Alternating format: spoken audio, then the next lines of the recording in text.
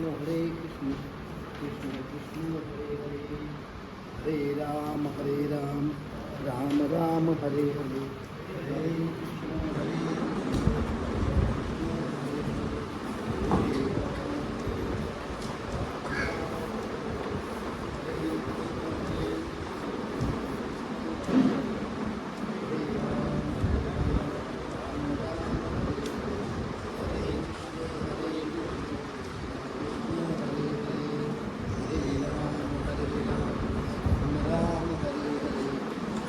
कृष्ण कृष्ण हरे हरे हरे राम हरे हरे हरे कृष्ण कृष्ण हरे हरे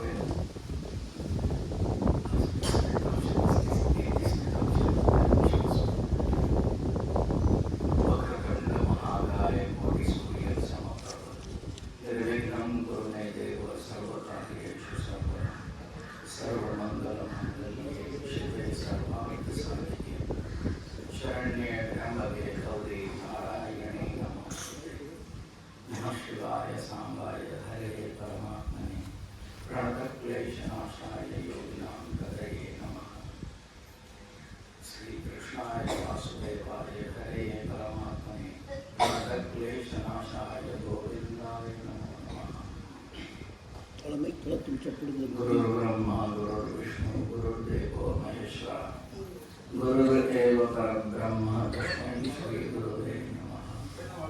ब्रह्मानन्दं परमसुखदं केवलं ज्ञानमूर्तिं द्वन्द्वातीतं गगनसदृशं तत्त्वमस्यादिलक्ष्यम् एकं नित्यं विमलं अचलं सर्वदी साक्षिभूतं भावातीतं त्रिगुणरहितं सद्गुरुं तं नमामि। रामो राजमणि सदा विजयते रामं रमेशं भजे रामेणाधियतां निशाचरचूनो रामाय तस्मै नमः। रामनास्ति परायणं परतरं रामस्वदासोऽस्म्यहं रामे चित्तलयः सदा भवतु मे गो राम माम उद्धर। सद्गुरुनाथ भगवान की जय। जरा आवाज जरासा बारीक कर. असं म्हटलंय की अभ्यासोनी प्रकटावे अन्यतः झाकोनी असावे प्रकटोनी नासावे घरे नव्हे. आता लाचच जर रामाच्या हातात दिली आहे तर तुम्ही ती सांभाळून घ्यावी. कारण हल्लीच्या दिवसांमध्ये या विद्यापीठाच्या परीक्षांमध्ये वायवा असते आणि वायवेसाठी असे अनेक प्रोफेसर बसलेले असतात आणि एकाच मुलाला प्रति परीक्षेमध्ये विचारलं जातं आणि तो एकच मुलगा बोलत असतो. तशी काहीशी अवस्था माझी आता तुमच्या समोर झालेली आहे. तसं काय नाही आहे. कारण ह्या रामाबद्दल बोलायचं काय. आपण म्हणतो ना की ज्याच्यामध्ये रामच नाही तर राम नाही याचा अर्थ ती गोष्ट अर्थशून्य आहे. ज्यात त्याच्यात काही रामच राहिलेलं नाही. तर हा राम म्हणजे नक्की काय काय होते. त्याच्या हातात जर समजा धनुष्य असेल तर तो राम नाही येतो.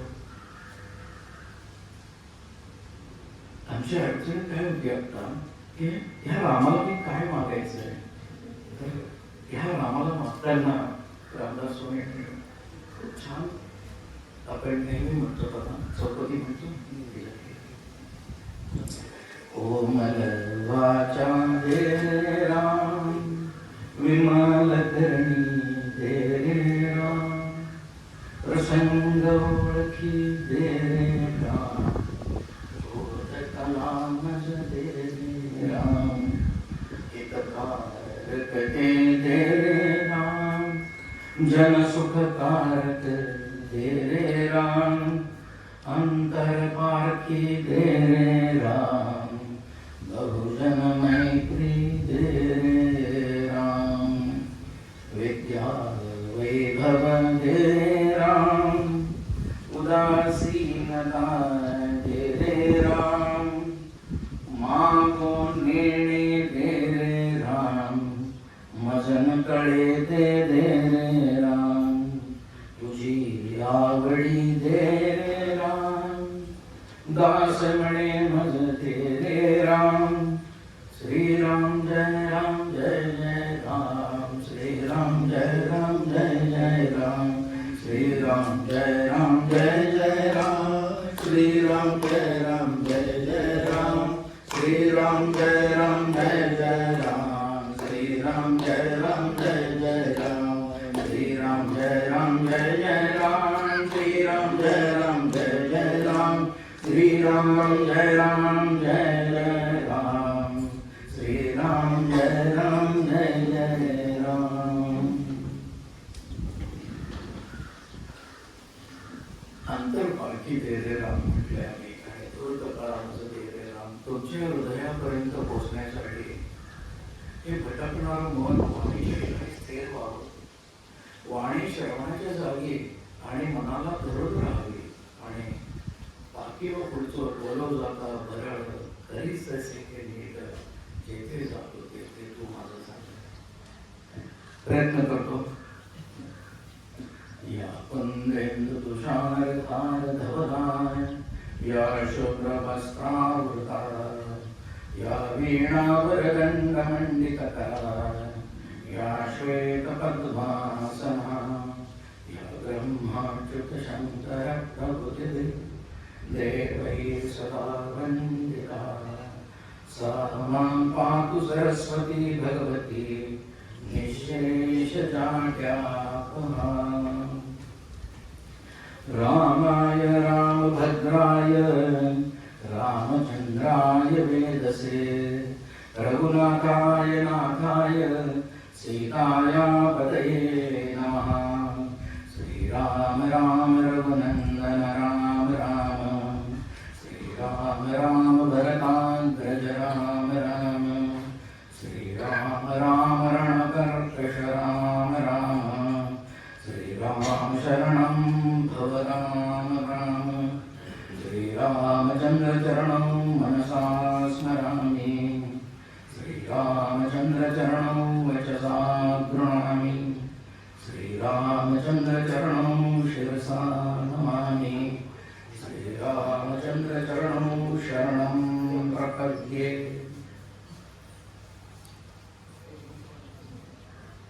त्रिगुणत्रयमूर्ती दत्त हा जाणा, आपण याची आराधना करतो, त्याला जाणण्याशिवाय त्या आराधनेच्या स्तुतीला म्हणजे ते शब्द पंडित हृदयापासून मिळालेला कुठला शब्द हे कळत नाही.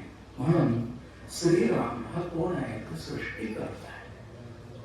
कारण ज्याला बुद्धी नाही तो प्राणी असला तरी पशूमध्ये त्याला गणलं जातं. म्हणून या रघुनाथाला, हा रघु सुद्धा नाथ पुढे येईलच एक गोष्ट. ह्या रघुनाथाला रघु तर का म्हणतात, रघु का म्हणतात आणि तो नाथ काय त्यांचा. रघुनाथ हे त्याला त्याच्या वंशावरून पडलेलं नाव आहे. म्हणजे ह्या श्रीरामाला सृष्टीकर्त्याला हा कोण आहे तर तो फक्त निजभक्तांचं रक्षण करणार आहे. निजभक्तांचं रक्षण करतो तो कोण, तो सीतापती. ही सीता कोण, हृदयामध्ये जागी असलेली सात्विक वृत्ती. त्याच्याशिवाय सीता असू शकत नाही. सात्विकतेला जर समजा मार्गदर्शक कोण असेल तर तो श्रीराम. तो श्री म्हणजे काय, आपली नीती आणि पावित्र्य हा जो टिकवून ठेवतो त्याला श्री म्हणतात. ही नीती आणि पावित्र्य, शुचिर्भूतता आणि नीती हे म्हणजे श्री. मग श्री राम ते सतत सत्सद विवेकाने जाग ठेवतो. आणि तो कुणाचा, तर त्या मायेच्या मूळ मायेचा अधिपती. म्हणून श्रीराम सीतापते श्रीराम या आम्ही त्यांना साष्टांग नमस्कार करतो. कारण काय, जेव्हा जेव्हा लढाईची वेळ येते तेव्हा शस्त्र असून उपयोग नाही, शस्त्रास्त्रांचा योग्य वापर, सुयोग्य वापर आणि नियमित वापर आला पाहिजे. शस्त्र आहे, 300 बॉम्ब आहे, म्हणून 300 बॉम्ब टाकून चालत नाही. किती लागतायत तेवढेच टाकावे लागतायत, त्याच्यापेक्षा जास्त टाकून चालत नाही आणि कमी मध्ये मरत नाही, त्याला मरलं पाहिजे. म्हणून काय म्हणतात की ह्या रणांगणावर कठोरपणा धारण करतो, पण वास्तविक मुळात कोमल हृदयाचा. ह्या रामाचं सुद्धा वर्णन करताना दोनही टोकांना स्पर्श नाही झाला, तर त्याचं वर्णन कुठून सुरू झालंय कुठे संपलंय त्याच्या पलीकडे त्यात तिष्ठत दशांत, मग त्याची व्याख्या सुरू होते, तोपर्यंत असंच बसायला लागते. आणि म्हणून म्हटलंय की रणांगणावर कठोरपणा धारण केला पाहिजे. निर्णय घ्यायच्या वेळेस जर बुद्धी लेची पेची झाली तर त्या बुद्धीने घेतलेला निर्णय हा आजच्या घडीला कल्याणकारक असेल असं सांगता येत नाही. वेळ मारून नेण्यासाठी घेतलेली अज्ञानी बाजू, मग ते धृतराष्ट्राचा जर समजा अंध आहे तर मग गांधारीने आपल्या पतीचा सांभाळ करण्यासाठी, कुळाच्या रक्षणासाठी डोळ्याला पट्टी बांधायची नव्हती. भावनेचा अतिरेक झालाय तिथं, आणि म्हणून दुर्योधन काय करतोय ते वडिलांना दिसत नाहीये, आता आई बघत नाहीये, दिसतंय पण बघत नाहीये. बघा इथं काय म्हटलंय की असा जो श्रीराम आहे, जो काहीही झालं तरी मला बुद्धी जागी ठेवायला मदत करतो. तर ह्या श्रीरामाला माझा नमस्कार असो. आणि मग मी त्याचं स्मरण कसं करतो, तो मनाने त्याचं चरण स्मरण करतो. श्रीरामचंद्र चरण मनसा स्मरण, श्रीरामचंद्र चरण वचसा प्रणम. आणि मग स्तुती करताना त्याचे चरण डोळ्यासमोर ठेवून जे खरं बोलेल त्याला स्तुती लोक म्हणतात, पण मी त्याच्या चरणांचं वर्णन करतोय लोकांना की रामाची स्तुती वाटते. बघा काय म्हटलंय, आणि तो म्हटलंय की मग मी अशा शिरसा नमा. कारण काय, हे मनुष्य जन्मामध्ये ह्या शरीराचं जे डोकं आहे आणि या डोक्यावर इथं टोकी आहे आणि टोकीचं टोक आहे, त्याला गर्वाचा पर्वत म्हणतात. म्हणून सगळे देव नेहमी श्रीरामांच्या समोर, इंद्र वगैरे वर्णन करताना गेले श्रीरामांच्या समोर आपल्या मुकुटाचे टोक जमिनीला टेकवून नमस्कार केला. आणि म्हणून म्हटलं इथं की श्रीरामांचे चरण मी स्तुतीने पूजन करतो आणि त्यांच्या चरणावर मस्तक ठेवतो. आणि चरण म्हणजे काय, जे कार्य करण्यासाठी कारणीभूत असतात. आणि तिथं जेव्हा माझी बुद्धी गुंतलेली असते, म्हणजे पदकवली त्या सदैव जीवभृंग गुंतला, हे जोपर्यंत होत नाही तोपर्यंत एक अंतरंगातली शरणागती जागृत होत नाही. आणि म्हणून म्हटलंय की आपल्याला ह्या रामांना अंतरंगातल्या सात्विक बुद्धीला आणि जागरूकतेला, ज्याला आपण तत्परता म्हणतो किंवा सावधपणा म्हणतो, त्या सावधपणाला कायम जागा ठेवतो तो श्रीरामांचा आशीर्वाद असतो. आणि म्हणून म्हणताय की मला ही इतर पुस्तकं किंवा कोणाकोणाची मतं हे का नाही वाचायचं, तर मूळ पुस्तकामध्ये काही उणीव असेल तर इतर गोष्टींना हात लावा. 365 प्रवचन जे वाचतात त्यांना उघडायची गरज नाही. राम करता आला पाहिजे. आता आज मी आल्याने वाचलं की आजचा झालेला जग किती, श्री महाराजांनी 13 कोटी जप केला. 13 कोटी काय संख्या आहे का? 13 कोटी संख्या नाही आहे. हे 5 प्राण आणि 5 उपप्राण आहेत. त्याच्यामध्ये हे जे अंतःकरण आहे, त्या अंतःकरणामधलं मन, बुद्धी आणि अहंकार, या तीनही कोटी ठिकाणी, त्या तीनही ठिकाणी जेव्हा राम बसलेला होता तेव्हा त्यांचं रामे चित्तलय सदा भव तुम्ही, एक 14वं चित्त पूर्ण झालं होतं. 13 कोटी नंतर चित्तामध्ये आपल्याला आपला राम दिसतो, त्याला श्रीरामांचं दर्शन म्हणतात. आकडा तर आम्हाला गाठायचा आहे, पण आकडा गाठताना तो शरीराच्या बाहेर नाही गेला पाहिजे. याला 13 कोटी जप म्हणतात. आणि म्हणून इतक्या संख्यांच्या पाठीमाग श्री महाराजांच्या मार्गदर्शनानंतर सुद्धा इतके लोक गेले. पण अजून दुसरा गुरु गुरुसारखा शिष्य करतो, मग दुसऱ्यांनी राम दिसल्याचं सांगितलं नाही. म्हणे राम होता येतं, राम पाहता येत नाही. राम होता येतं म्हणून काय म्हटले की वेद शास्त्र पुराणाने इतिहासाधिकाने आम्हाला मार्गस्थ म्हणून व्हायचं जर असेल तर वेद शास्त्र पुराण इतिहास नानाविध ग्रंथ आहेत, प्रचंड संख्या आहे. मंत्र यंत्र विद्या स्मृती उच्चाटन बघा काय श्लोक आहे. वेद शास्त्र पुराण आणि इतिहासाधिकानीच मंत्र यंत्रादी विद्या. त्या जगामध्ये देवाला प्राप्त करायचं असेल तर काय काय आहे. मंत्र यंत्रादी विद्याश्च स्मृती उच्चाटनादिकम. स्मृती उच्चाटन आहे. शैव शाक्ता नानाविध पंचदैव गमगानी अन्यानी विधानीच.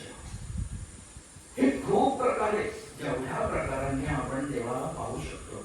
ज्याची त्याची बुद्धी एकाच डोंगरावर पुढच्या बाजूने कसा चढतोय, कसं पाठीमागं वळून बघेल, कसं गाव दिसेल, ज्या बाजूने दिसेल. Perspective makes man always perfect to express himself. Perspective आणि कुठून वर जातोय याला महत्व आहे. मग आम्ही कोणाच्या तरी मतावर जाऊयात का? पण त्याच्यासाठी काय करायला लागतं? मूळ ग्रंथांचं वाचन झालं. हे मूळ ग्रंथ काय करतात? आधीच या इतक्या गोष्टी आहेत. मुक्तीसाठी द्वैताची भूमिका मांडलेल्या जीवाला आधीच मायेची भ्रांत पडलेली असते. त्यातून तो म्हणे मुक्तीसाठीच प्रयत्न करतो. पण ते तर म्हणतात सदा मे समत्वम न मुक्तिर्न बंधा चिदानंद रूपम शिवम शिवम. मी जर समजा मुक्तच आहे, बंधच नाहीये, मग ही बंध कशामुळे? उपाधीमुळे. मग ही उपाधी कशामुळे? माया जवळ नसलेल्या नामे करुणे. हे जे नाम काय करतं? त्या उपाधीची सुद्धा आपल्या मनामध्ये असलेली जागृती सुद्धा नष्ट करतं. देवीपणे मुक्ती भोगीत झाली. ही काय आहे? ही मुक्ती मिळण्याच्या आधीची अवस्था आहे देवीपणे. म्हणून जनक राजाला कधी आपलं नाही. शुकदेवांनी जेव्हा विचारलं की अरे तू तर राज्य करतोय, राज्याच्या वेळेस काय? तर म्हणतात तुम्ही काय काय आणलंय? काय नाही. तर तुम्हाला काहीतरी लागत असेल ना रोजचं सकाळचं. हा माझं बळीपाचे पात्र आहे की, आणि कामण आहे, कुशासन आहे, पण ते घ्यायला एक पिशवी आहे. म्हणलं जसं ते तुझं आहे ना तसं माझं राज्य आहे. म्हणजे विचार करा, जो ज्या जागी असलेला असतो आपण पटकन म्हणतो हे काय सगळे नुसते बसतात पैसे खातात. निवडून देणाऱ्या लोकांना आपण काय म्हणतो की नुसते बसतात आणि पैसे खातात. जर राजकारण हे जर चोरावर मोर होण्याची संधी आहे तर तिथं सज्जन मनुष्य जागेच नसतात. आणि तिथं गेलेलं की आपण सज्जन म्हणून अपेक्षा करायची कशाला? इथे तो राम मनात चाललेल्या असलेल्या साऱ्या युद्धांना एका जागी थांबवत असतो. तो पुन्हा पुन्हा आपल्याला ध्येयाकडे आणून सोडत असतो. व ध्येय काय असतं? की या व्यावहारिक जीवनामध्ये सगळ्या गोष्टी आहेत. फ्रीज असेल तर कुठल्या भाज्या घ्यायच्या, कुठल्या भाज्या घेतल्यावर कोणत्या करायच्या, आज कोणत्या करायच्या, उद्या कोणत्या करायच्या, परवा कोणत्या करायच्या, परत मी 8 दिवसांनी 5 दिवसांनी रेंडर जाईल तेव्हा कोणत्या भाज्या शेवटच्या दिवशीपर्यंत ताजी आहे असं वाटली पाहिजे. ही जी प्लॅनिंग असते हे प्लॅनिंग आपल्या आयुष्यात करणं याला अध्यात्म. दिशाभूल झाली नाही पाहिजे. आणि मग दुसऱ्यांच्यात पाहिलेली भाजी आम्ही केली की अपभ्रंश कराणी नाम. हे असे सगळे दुसऱ्यांचं पाहून जे करतात ते काय? जीवनाम भ्रांत चेतसा. म्हणजे जर समजा हे द्वैत कशासाठी? माऊलीने काय म्हटले की देता आणि मिठीचा अवकाश. ही मिठी देता आली पाहिजे, सद्गुरुनाथांच्या चरणांची पूजा करता आली पाहिजे. याच्यासाठी सुद्धा हे उपाधियुक्त जरी दोषयुक्त असले तरी हे उपाधियुक्त द्वैत त्या आनंदाला उपयोगी पडतं. विठ्ठल पाहण्याशी गेलो, विठ्ठलाची ठेव हे ते द्वैत होतं आणि त्याच्यानंतर अद्वैताचा परमानंद मिळालेला. आणि म्हणून काय म्हटले की हे मूळ ग्रंथ हे वाचण्याचं कारण हे असतं. या मूळ ग्रंथांमध्ये चिकित्सा नसतात. मला असं वाटलं युगंधर पुस्तक छान आहे, पण तसा प्रश्न होता का? युगंधर पुस्तक छान आहे, पण प्रश्न कसा होता का? प्रश्न कसा होता? तुम्ही आता भागवत वाचताय, प्रश्न कसा होता? ज्या वेळेस त्याने धनुष्य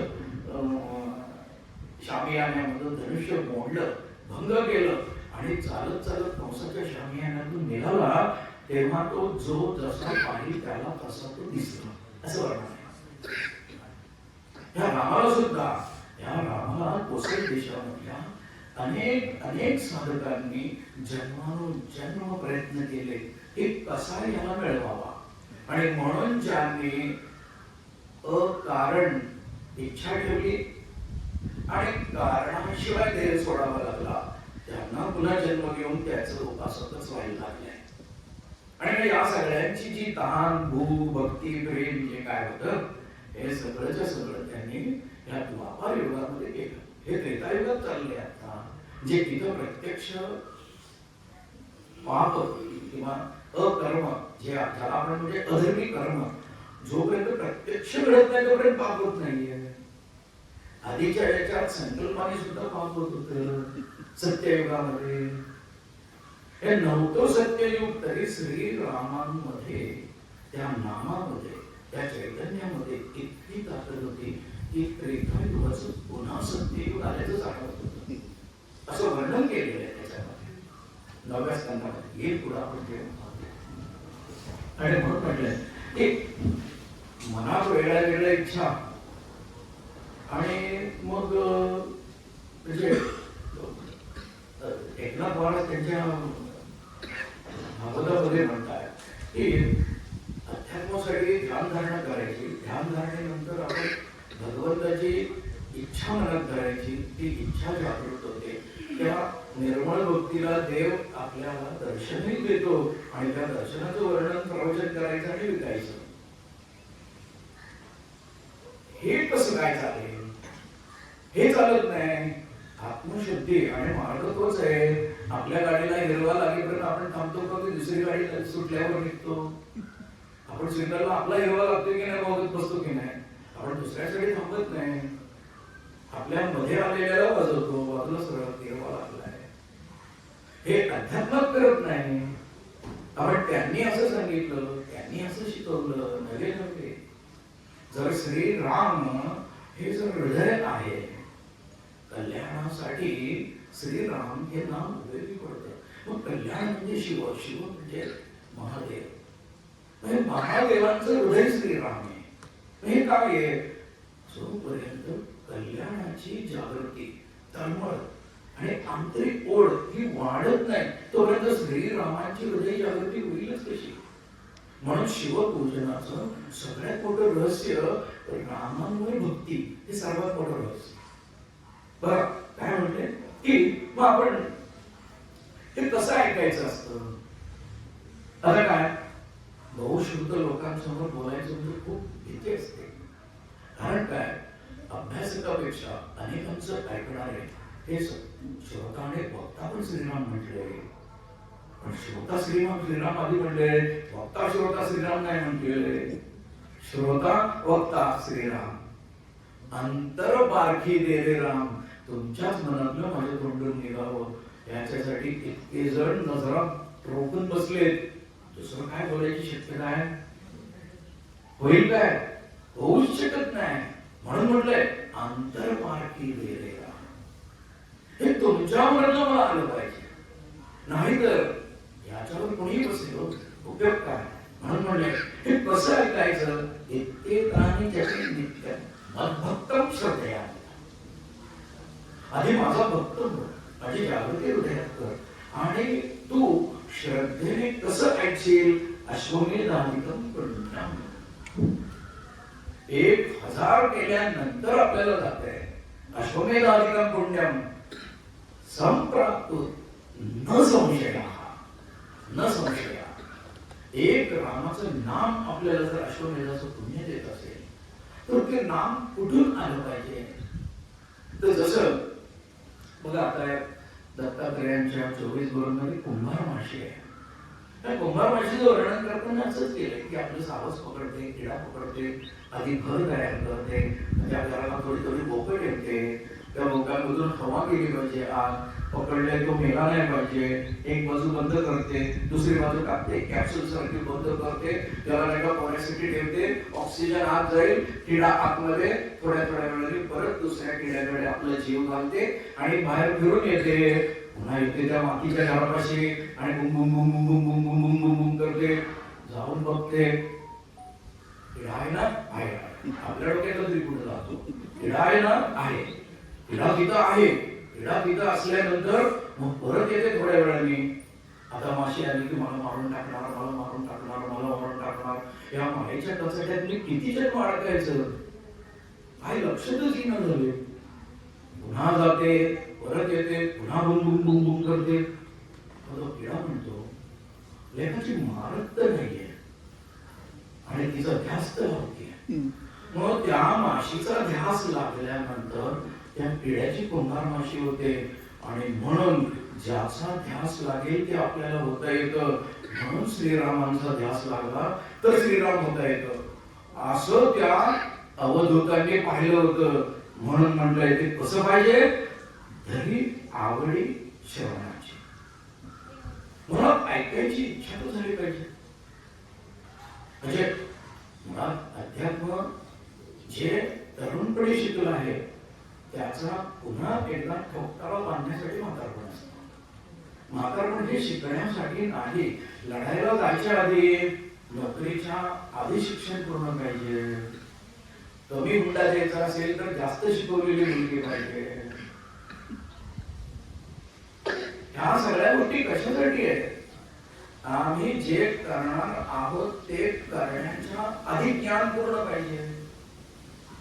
मग अध्यात्म जर जीवन व्यक्त झाल्यानंतर, व्यतीत झाल्यानंतर आपण जर ते करणार असलो तर हे जीवन इतक्या उशिरा शिकायची जर वेळ आली तर 60व्या वर्षी शिकून काय करणार आहे. म्हणून म्हटलंय की लढायला जायच्या आधी धनुर्विद्या शिकलेला होता अर्जुन, लक्ष्मण, राम, शत्रुघ्न आणि भरत हे चौघेही धनुर्विद्या 12व्या वर्षी शिकून पूर्ण झालेले होते. आताच्या IT-च्या लोकांच्या भाषेमध्ये आपलं सॉफ्टवेअर असतं, ही हार्ड डिस्क असते, ती एकदा 3 वर्षाची असताना फॉर्मॅट मारली जाते. तोपर्यंत बाळ सगुण रूपातलं असतं आणि नेमकं त्या सगुण रूपातल्या देवाला आपण शिस्त लावण्यासाठी मारत असतो. 3 वर्षाचं, तिसरं आणि विसरं, 4थ्या वर्षी पुन्हा विसरतात. मग पुन्हा एकदा ती फॉर्मॅट मारली जाते. मग किती दिवस शिकवले आणि काय करते, फार बाळ लाजच नाही होते. मोठं होण्याच्या आधी आई वडिलांची लाज त्याच्यावर अवलंबून असते. मोठं झाल्यावर का आधीच शिकवायच्या आधीच माहित असते. मग ते परत 4 वर्षाच्या बाळाचा फॉर्मॅट मारला जातो. मग 5.5 वर्षाचा पुन्हा एकदा मारला जातो. म्हणून 5.5 वर्षाचं पूर्वीपासून शाळेत घ्यायची, 6व्या वर्षी घरी, तेव्हा एकदा फॉर्मॅट मारला जातो. मग आपल्याला पहिलीचं आणि दुसरीचं थोडं थोडं ऐकून आठवतं, तिसरीपासून सगळं आठवतं. पुन्हा 7 वर्षाचा फॉर्मॅट मारला जातो. दिस इज सायन्स. पुन्हा एकदा तो फॉर्मॅट मारला की पुन्हा एकदा बुद्धी किती वेळा रिफ्रेश होते, 7व्या वर्षी, 12व्या वर्षी. आणि 12व्या वर्षी गुरुग्रही सुद्धा 8व्या वर्षी सोडायचं, 12व्या वर्षी 4 वर्षात पूर्ण होते. 4ही आश्रमांची, 4ही पुरुषार्थांची पूर्ण माहिती दिलेली आहे. रामाला 12व्या वर्षी परिपूर्ण केलंय म्हणून विश्वामित्र म्हणलेले परिपूर्ण, थोडस नाही. म्हणून बघा काय म्हटलंय की हा जो 12व्या वर्षी तो परिपूर्ण होता म्हणून तो 12व्या वर्षी राक्षसांना मारू शकला. मग 12व्या वर्षी जो फॉर्मॅट होतो त्या फॉर्मॅटमध्ये रिफ्रेश होताना नवीन सॉफ्टवेअर लोड केलं जातं. त्याच्यामध्ये मनातल्या मनात असणाऱ्या शत्रूंना रामायणामध्ये राक्षस म्हणले. मग हे रामायणातले राक्षस मारण्यासाठी त्याला 12 वर्षाच्या आधी परिपूर्ण केलेलं आहे. मग 16व्या वर्षी मुलाचं मुलीचं दोघांचे फॉर्मॅट मारलं जातं. मुलीचं 18व्या वर्षी फायनल होतं, मुलाचं 21व्या वर्षी अजून एकदा मारलं जातं आणि 25व्या वर्षी मारलं जातं. 25 वर्षांनंतर निर्णय घेतलेला मुलगा आई वडिलांच्या गळाला कधीही लागत नाही. ही या विश्वाची रचना आहे. ह्या रचनेशिवाय कधीही आज तागायत कुठलीही घरं वेगळी उलटी होणारी नव्हती. जी होती ती फार मोठ्या मुश्किलीने मुलगा झालाय, यशोदेला देऊन टाकलाय. मुलगा कृष्णासारखा झाला पाहिजे, पण मला देवकीच राहायचंय असं होत नाही. यशोदेला देईपर्यंत ती देवकीच नातीशीर ना. देवकी तर कारागृहात होती. यश ददाती इति यशोदा. यश जी देते ती कोण असते? त्याच्या पायाशी ही सत्सद विवेक बुद्धी असते का? श्रीराम. ही श्रीरामाची बुद्धी कशी असते? धरी आवडी श्रवणाची. पुढे काय म्हटलंय? अद्वैत निरूपाची गोडी. हे काय तुम्ही सांगाल ना, त्याच्यातून कोणत्याही शब्दातून परब्रह्म परमात्म्यापर्यंत कसं जायचं हे सांगू शकत असेल तर ठीक आहे. नाही तर जेवण रोजच करतोय, मग कार्यक्रमाला ठेवलेल्या प्रसादाला काय करणार? तर काय म्हटलंय की अद्वैत निरूपणाची गोडी मनने अर्थांतर काढे. ऐकता ऐकता मी माझं कन्फ्युजन काढतोय. मनने अर्थांतर काढे. काय झालं, काय नाही झालं, कसं केलं पाहिजे, मी कसं वागलं पाहिजे, ह्या सगळ्या गोष्टी येतात. या नाव साधक, ह्या रामभक्ताचं नाव काय? साधक. जी संधी मिळाली त्याची साधक तू साधक प्राप्त करून घे सगळं. नाहीतर मग रोजच उठून बसता नाही म्हणतात काहीच साधना अशी करून चालत नाही. साधन ना म्हणतात तिथं साधक नसतो. ज्याला साध्य होतो तो साधक. म्हणून म्हटलंय होता सारा सार विचार. पुन्हा श्रीराम आले. विचार होता सारा सार विचार एक एक होवनी तत्पर. म्हणजे आम्ही जोपर्यंत तत्पर याचा अर्थ काय? सावध. सावध याचं काय? Always alive. अवेअरनेस.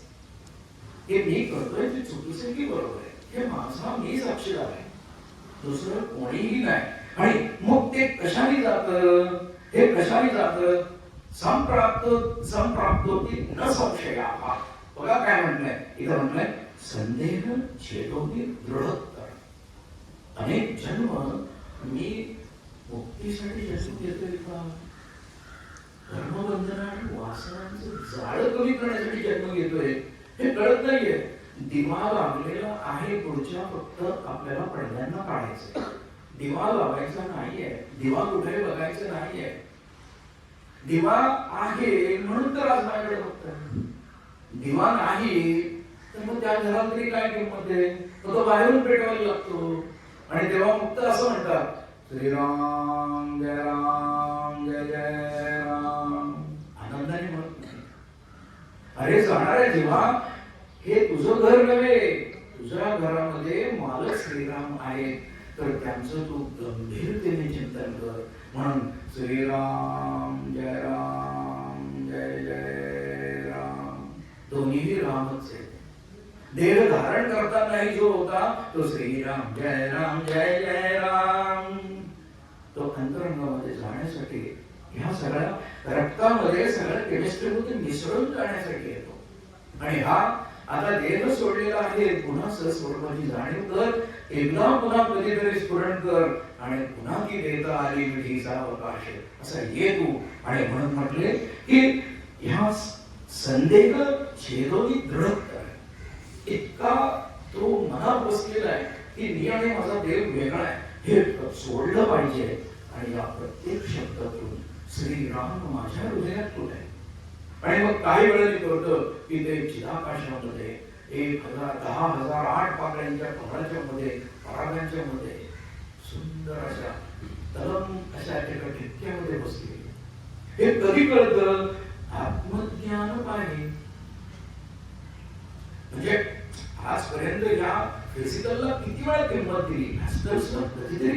देता आली पाहिजे.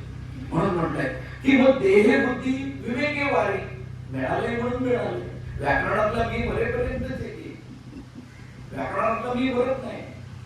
पण व्याकरणातला मी खरा नसतो हे समजण्यासाठी जो जागा राहतो तो मी रामाला भेटून देत असतो. बघा काय म्हटलंय, देहबुद्धी विवेके वारी, आत्मबुद्धी सदृढ धरी. कुठलाही रोग नसावा, कुठले दोष जागे नसावे, क्षयविकार सुद्धा नसावे, कष्टाला प्रकृतीची जागृती नसावी. कशी आत्मबुद्धी सदृढ धरी, श्रवण मनन केल्याची तरी.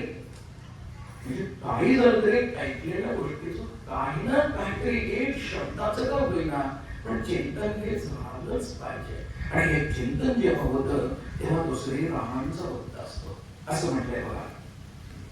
आणि म्हणून म्हटलंय आता त्या कुंभारमाशीचं पुन्हा एकदा वर्णन आलंय, ऐक शिष्या सावधान. कल्याण स्वामींना काय म्हणतंय, ऐक शिष्या सावधान, आता भविष्य मी सांगेन. भविष्य काय तर आतमधला किडा कुंभारमाशी होतो. जया पुरुषास जे ध्यान तयाचे तेची प्राप्त. पण रामाचंच का ध्यान करायचं, रामाने चिंतलंय सदा भवतो नये. आणि तोच उद्धार काय करतो तर या देहाचं विदेही पण आपल्याला मुक्तपणे भोगायला आनंद व्यक्त करतो, मदत करत असतो. आणि म्हणून म्हटलंय की आता हा राम देखील बघा आपल्या दशावतारांमध्ये 7वा अवतार केला. आणि श्रीमद भागवतामध्ये 3ऱ्या स्कंदामध्ये त्याचं वर्णन करताना हा 17वा अवतार आहे, 16वा अवतार आहे. श्रीराम हा 16वा अवतार, व्यास 17वा, 18वा बलराम आणि 19वा श्रीकृष्ण.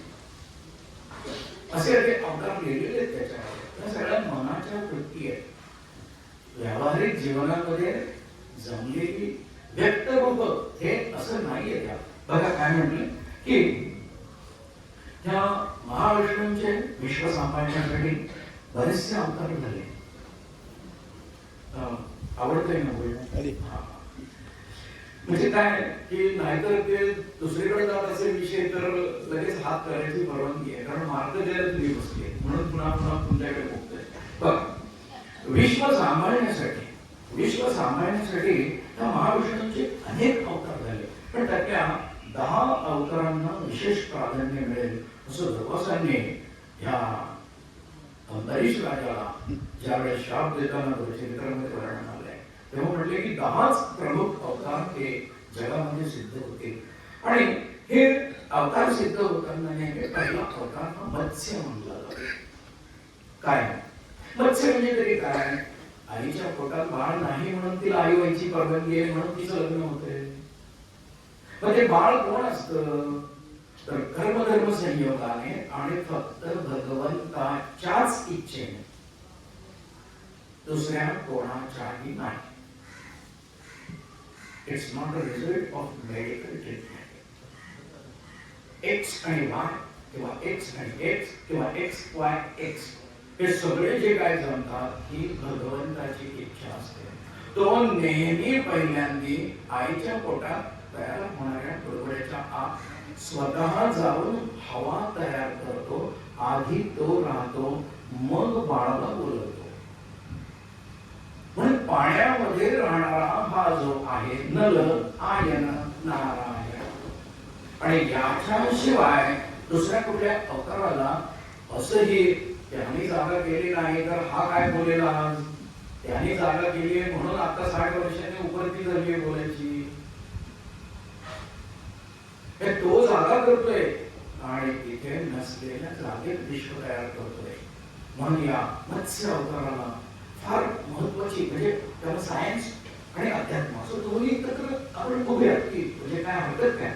म्हणून म्हटलंय की वेदांचं सूक्ष्म जीवांचं तसं रक्षण करण्यासाठी हा मत्स्य अवतार होता. त्या मत्स्याला वेळेस काय झालं की हा सत्यव्रत राजा होता.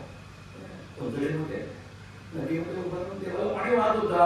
पाणी वाहताना हातामध्ये मासळी आली. मासळीचं कसं काय अर्धे द्यायचं सूर्यनारायणाला म्हणून त्यांनी सोडून द्यायला लागलं. ती म्हणाली मला सोडू नको.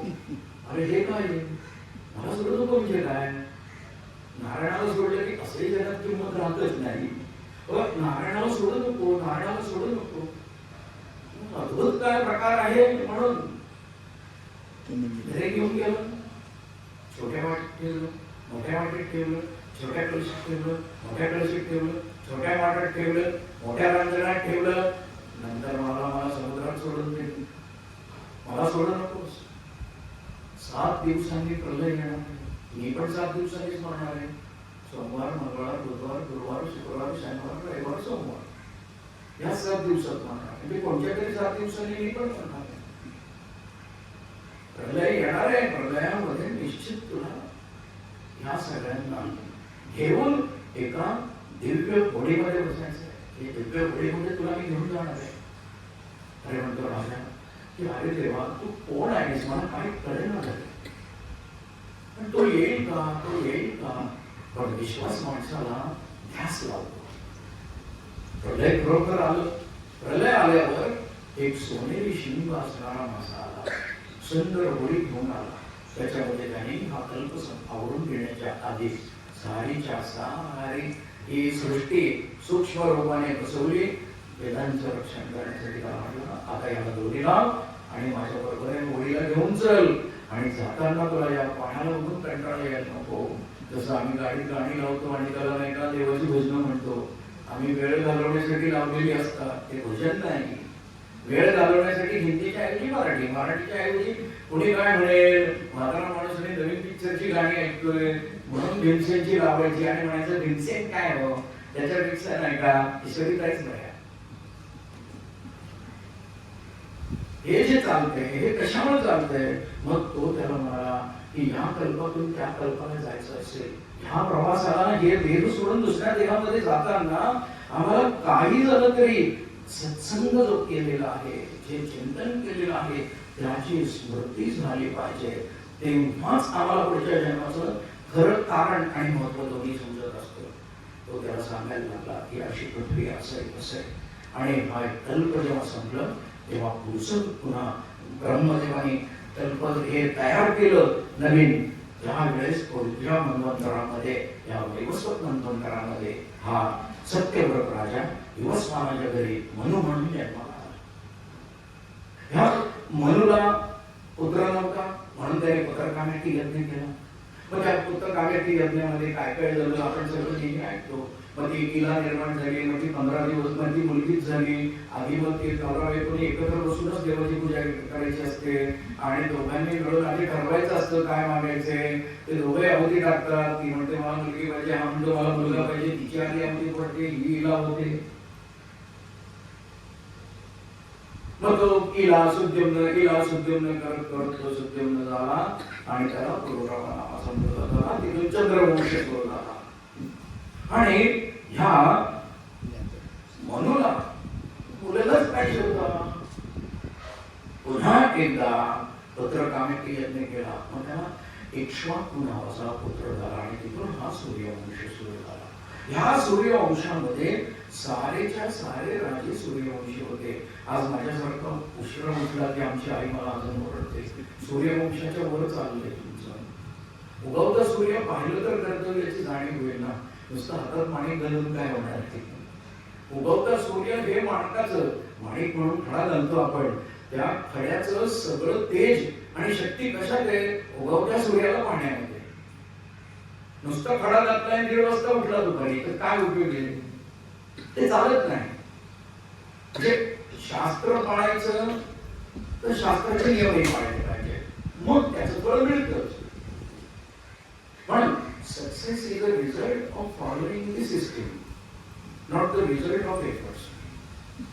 नियम जर पाळले तर कोणत्याही प्रकारे आपलं नुकसान होऊ शकत नाही आयुष्यात. तर तो नियम काय? माणसाने माणसासारखे राहावे. माणूस जेव्हा स्वार्थ करतो तेव्हा तो माणूस नसतो. कारण परोपकारासाठी माणूस त्याला बुद्धी आहे.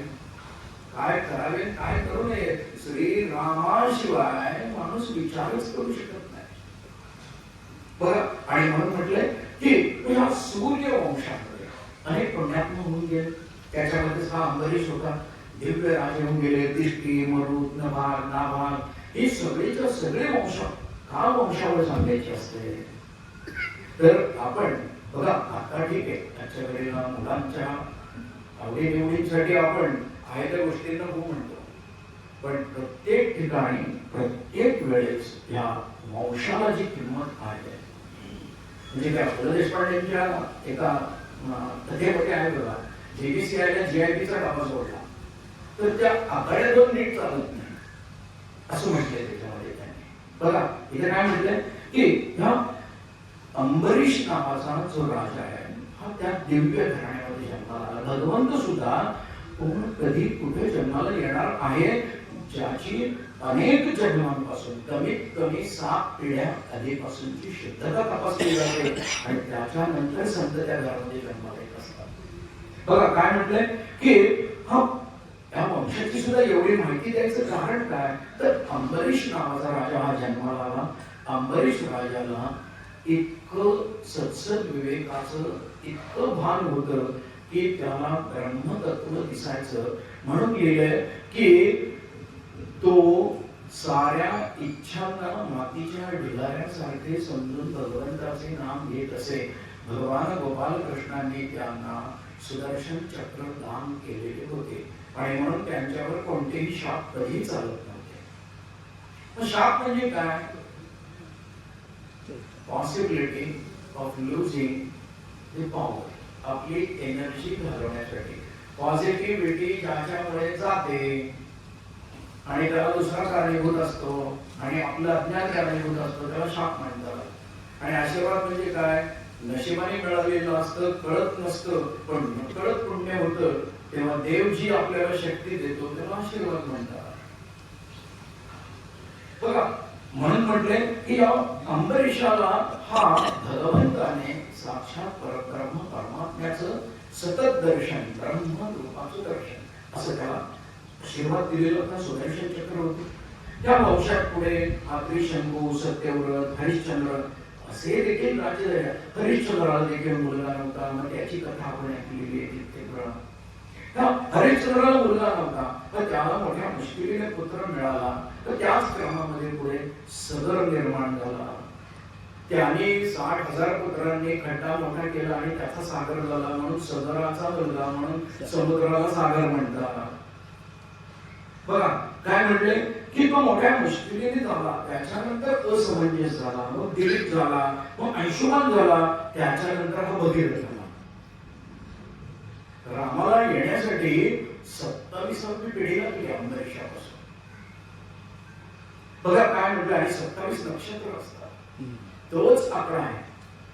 बघा काय म्हटलं की ह्या रामाला देखील आधी भगीरथ वगैरे इथपर्यंत यावे लागले. भगीरथाने आधीच्या पिढ्यांमधली सारीच्या सारी पापे धुवून जाण्यासाठी या गंगेला म्हणजे कपिल ऋषींनी दिलेल्या शापातून मुक्ती मिळवण्यासाठी पूर्वजांना आपलं कर्मच पूर्वजांचं पाप धुवून काढलं आणि आपण पुढच्यासाठी पाप न ठेवलं. नाहीतर ते पुढचं पण दूधच बसायचं नदीवर जाऊन, काय होतं की त्याचा. बघा काय म्हटलंय की पूर्वजांची पातके धुवून जातील असे या पिढीतील लोकांनी प्रयत्न करून देखील सफल झाले नव्हते. यांनी तपश्चर्या, आराधना आणि फक्त पूर्वजांच्या कल्याणासाठी केल्या आणि गंगा नदीला पृथ्वीवर घेऊन त्या गंगा नदीमुळे त्यांनी आपल्याही पूर्वजांना मुक्त केलं आणि आमच्या सारख्यांना नुसतं बघितलं तरी सुद्धा साफ होतंय. मग बुडलं तर काय अंतर्वाही अशी ही अशी होतीये. आणि मग त्याच वंशामध्ये पुढे खटवांग नावाचा राजा होऊन गेला. खटवांगाने एका क्षणामध्ये मुक्ती प्राप्त केली असं लिहिलं. पण त्याचं कारण आधीच्या 25 पिढी ते पुण्य आहे. नाहीतर आपण लिहायचं आजी आजोबांची पुण्य आहे, बरोबर, आई वडिलांची कधी लिहायचं आणि मग मुलांनी काय लिहायचं पंचकुंडची पुण्य आहे, आई वडिलांना आजी आजोबा कुठे गेले. पुढच्या पिढीला नाही दिलं तर ते पुण्य कसं पुढच्या पिढीला देता आलंच पाहिजे. अमेरिकेत असला तर तो फक्त नाही का नुसतंच लिहिल आजी आजोबांची पुण्य आहे AAT एवढं तर लिहिल का नाही, पण नाही काय लिहिलं तर मनात तर लिहिल का नाही. आणि ट्रम्पच्या भीतीने परत आल्यावर मग मोठ्या अक्षरात लिहिल आई वडिलांची पुण्य आहे. हे पण सगळे विकून आले असते भारत सोडून तर काय केलं असतं, कुठं राहिलं असता. बघा काय म्हटलंय की अंतिम समयी त्याने एका क्षणामध्ये आपल्या 25 पिढ्यांची आशीर्वाद आणि पुण्य याची जाणीव करून घेतली आणि हृदयापासून भगवंताचे नाम घेतले.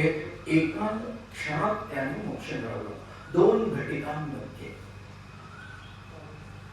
बघा, आणि मग म्हटले की मग याच वंशावळीमध्ये पुढे रघु नावाचा राजा झाला. हा जो रघु नावाचा राजा होता हा महाज्ञानी, उदार, धर्मात्मा आणि मुळातच निवृत्त मार्गाचा अधिकारी होता. म्हणजे त्याचा जन्म देखील एक डिवाइन सोल, देवती म्हणूनच झालेला होता. तर निवृत्ती मार्ग म्हणजे काय? कोणत्याही गोष्टीमध्ये अपरिमित असा आनंद असणं व कुठल्याच गोष्टीची आपल्याला निगेटिव्हिटी न जाणवणं, त्याला म्हटलंय की निवृत्त मार्गाचा अधिकारी होता. आता या व्यावहारिक जीवनामध्ये त्याने सर्वात शेवटी व्यावहारिक जीवनामध्ये असा शब्द आहे. व्यावहारिक जीवनामध्ये शेवटी त्याने वस्त्रांचाही त्याग केला होता. ही वस्त्र म्हणजे काय? व्हरायटी ऑफ एक्सपेक्टेशन्स, त्याचे सबकॉन्शियस माइंडवर पडणारे लेयर्स आणि मनावर पडणाऱ्या या सगळ्या पापुद्र्यांनी, आवरणांनी मूळ शुद्ध तत्वाचा जो जीव आहे, जो परमात्मा आहे, त्याचा आत्मा झालाय, त्याचा जीव झालाय आणि त्याचा नाही का भोग भोगणारा मी झालोय.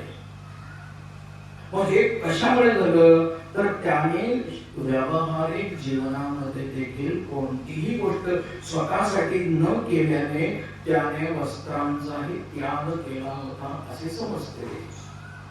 मग आता कळेल की वस्त्रहरण जे केलं होतं गोपींचं, ते हजारो जन्म वाट बघणारे, मुक्तीसाठी वाट बघणारे ज्ञानी ऋषी होते. त्यांच्या वरच्या मायेच्या पडद्यांना काढणं म्हणतात. त्या स्त्रिया नव्हत्या. अखंड बाल ब्रह्मचारी असणाऱ्या भगवान गोपाल कृष्णांना आम्ही आमच्या बुद्धीने आणि लोकांचं ऐकून रंगवून सांगितलं की खरं वाटते. बघा काय म्हटलंय, अशा या वंशावळीमध्ये पुढे रघु नावाचा राजा आला. त्याने तर सर्वात शेवटी वस्त्रांचाही त्याग केला होता. म्हणजे काय? फक्त त्याच्या आयुष्यात घडणारी, शरीराकडून घडणारी कर्म ही स्वतःची कुठलीही सर्व संकल्प संन्यासी योगारूढस्थ उच्चते. सर्व संकल्प, ज्याच्या मनात संकल्प जन्माला येत नाही त्याला ब्रह्मचारी म्हणतात. अविवाहिताला ब्रह्मचारी म्हणत नाही अध्यात्मामध्ये. बघा काय म्हणते की अशा या राजाने सर्वात शेवटी हृदयापासून केलेली सारी कर्मे भगवंताला अर्पण करून त्याची या विश्वामध्ये सर्वदूर इतकी कीर्ती पसरली की शेवटी सूर्यवंशाचे नाव रघुवंश झाले. आणि मग हा रघुवंशी रघुनंदन, दशरथ पुत्र, कौशल्यानंदन वगैरे वगैरे वगैरे ती त्याच्या पुढची नाव आहे. पण हा रघुवंशी का? तर याच काळामध्ये पुढे दशरथ राजा जन्माला आला. दशरथ राजाला देखील पुत्र नव्हते. त्याला पुन्हा पुत्र काय भेटली लागला. साक्षात अग्निदेवाने त्यांनी चिरू दिला, त्यांनी वाटून दिला. दोघींनी पुण्य केलं आणि दोनाची चार, एकाचे 2, दोनाची 4 असे 4 पुत्र जन्माला आले. एक धर्माला उपयोगी पडला, एक अर्थाला उपयोगी पडला, एक कामाला उपयोगी पडला, एक मोक्षाला उपयोगी पडला. आणि मोक्षाला उपयोगी पडला तो सर्वोच्च होता, त्याचं नाव श्रीराम. बघा, आणि ह्याच्यासाठी एक प्राचीन कथा सांगितली जाते. ह्याच्यासाठी असं म्हणतात की अध्यात्म रामायणाच्या आधाराने आपण जेव्हा ह्या गोष्टींकडे पाहायचं झालं तर ब्रह्मदेव आणि नारद मुनींचं दोघांचं भाषण चाललेलं. ते दोघ जण म्हणत होते की ह्या महात्म्यामधल्या, म्हणजे महात्म्य जे आहे त्या महात्म्यामधल्या 18व्या श्लोकामध्ये म्हटलंय त्रिपुरांचा व त्रिपुरासुराचा नाश करणाऱ्या भगवान महादेवांना अंगीभूत शक्ती अशा या पार्वती मातेने श्रीरामांचे तत्व जाणून घेण्याच्या दृष्टीने एक निर्मल प्रश्न केला. बरं का, मी पहिल्यांदाच करतोय म्हणून जरा वाचून दाखवतोय बरं का, कारण सगळं तोडपाट काय नाहीये माझं. की जाणून घेण्याच्या दृष्टीने तिने एक निरागसपणे प्रश्न विचारला. प्रश्न कसा असावा? निरागस असावा. आणि त्याच्यातून निसंदेह स्वतः आलं पाहिजे. एकदा प्रश्न विचारला की तो पुन्हा पडला तर आपण त्याचं मनन केलेलं नाही हे सिद्ध होतं. आणि म्हणून जोपर्यंत किडा निघत नाही तोपर्यंत काय करावं लागेल ते करायचं. म्हणून बघा काय म्हटले की मग स्वकल्याणाचा प्रश्न आणि हा परमार्थाचा सगळा त्याच्यामध्ये गाभा लपलेला असताना देखील सगळ्यांचं हित साधलं जात आहे. तेव्हा हा प्रश्न ते मला कधी कोणी विचारला नाही म्हणाले. पार्वती मातेला म्हणतात ते की अगं कल्याणी हा प्रश्न तो कधीही मला कोणी विचारलेला नाहीये.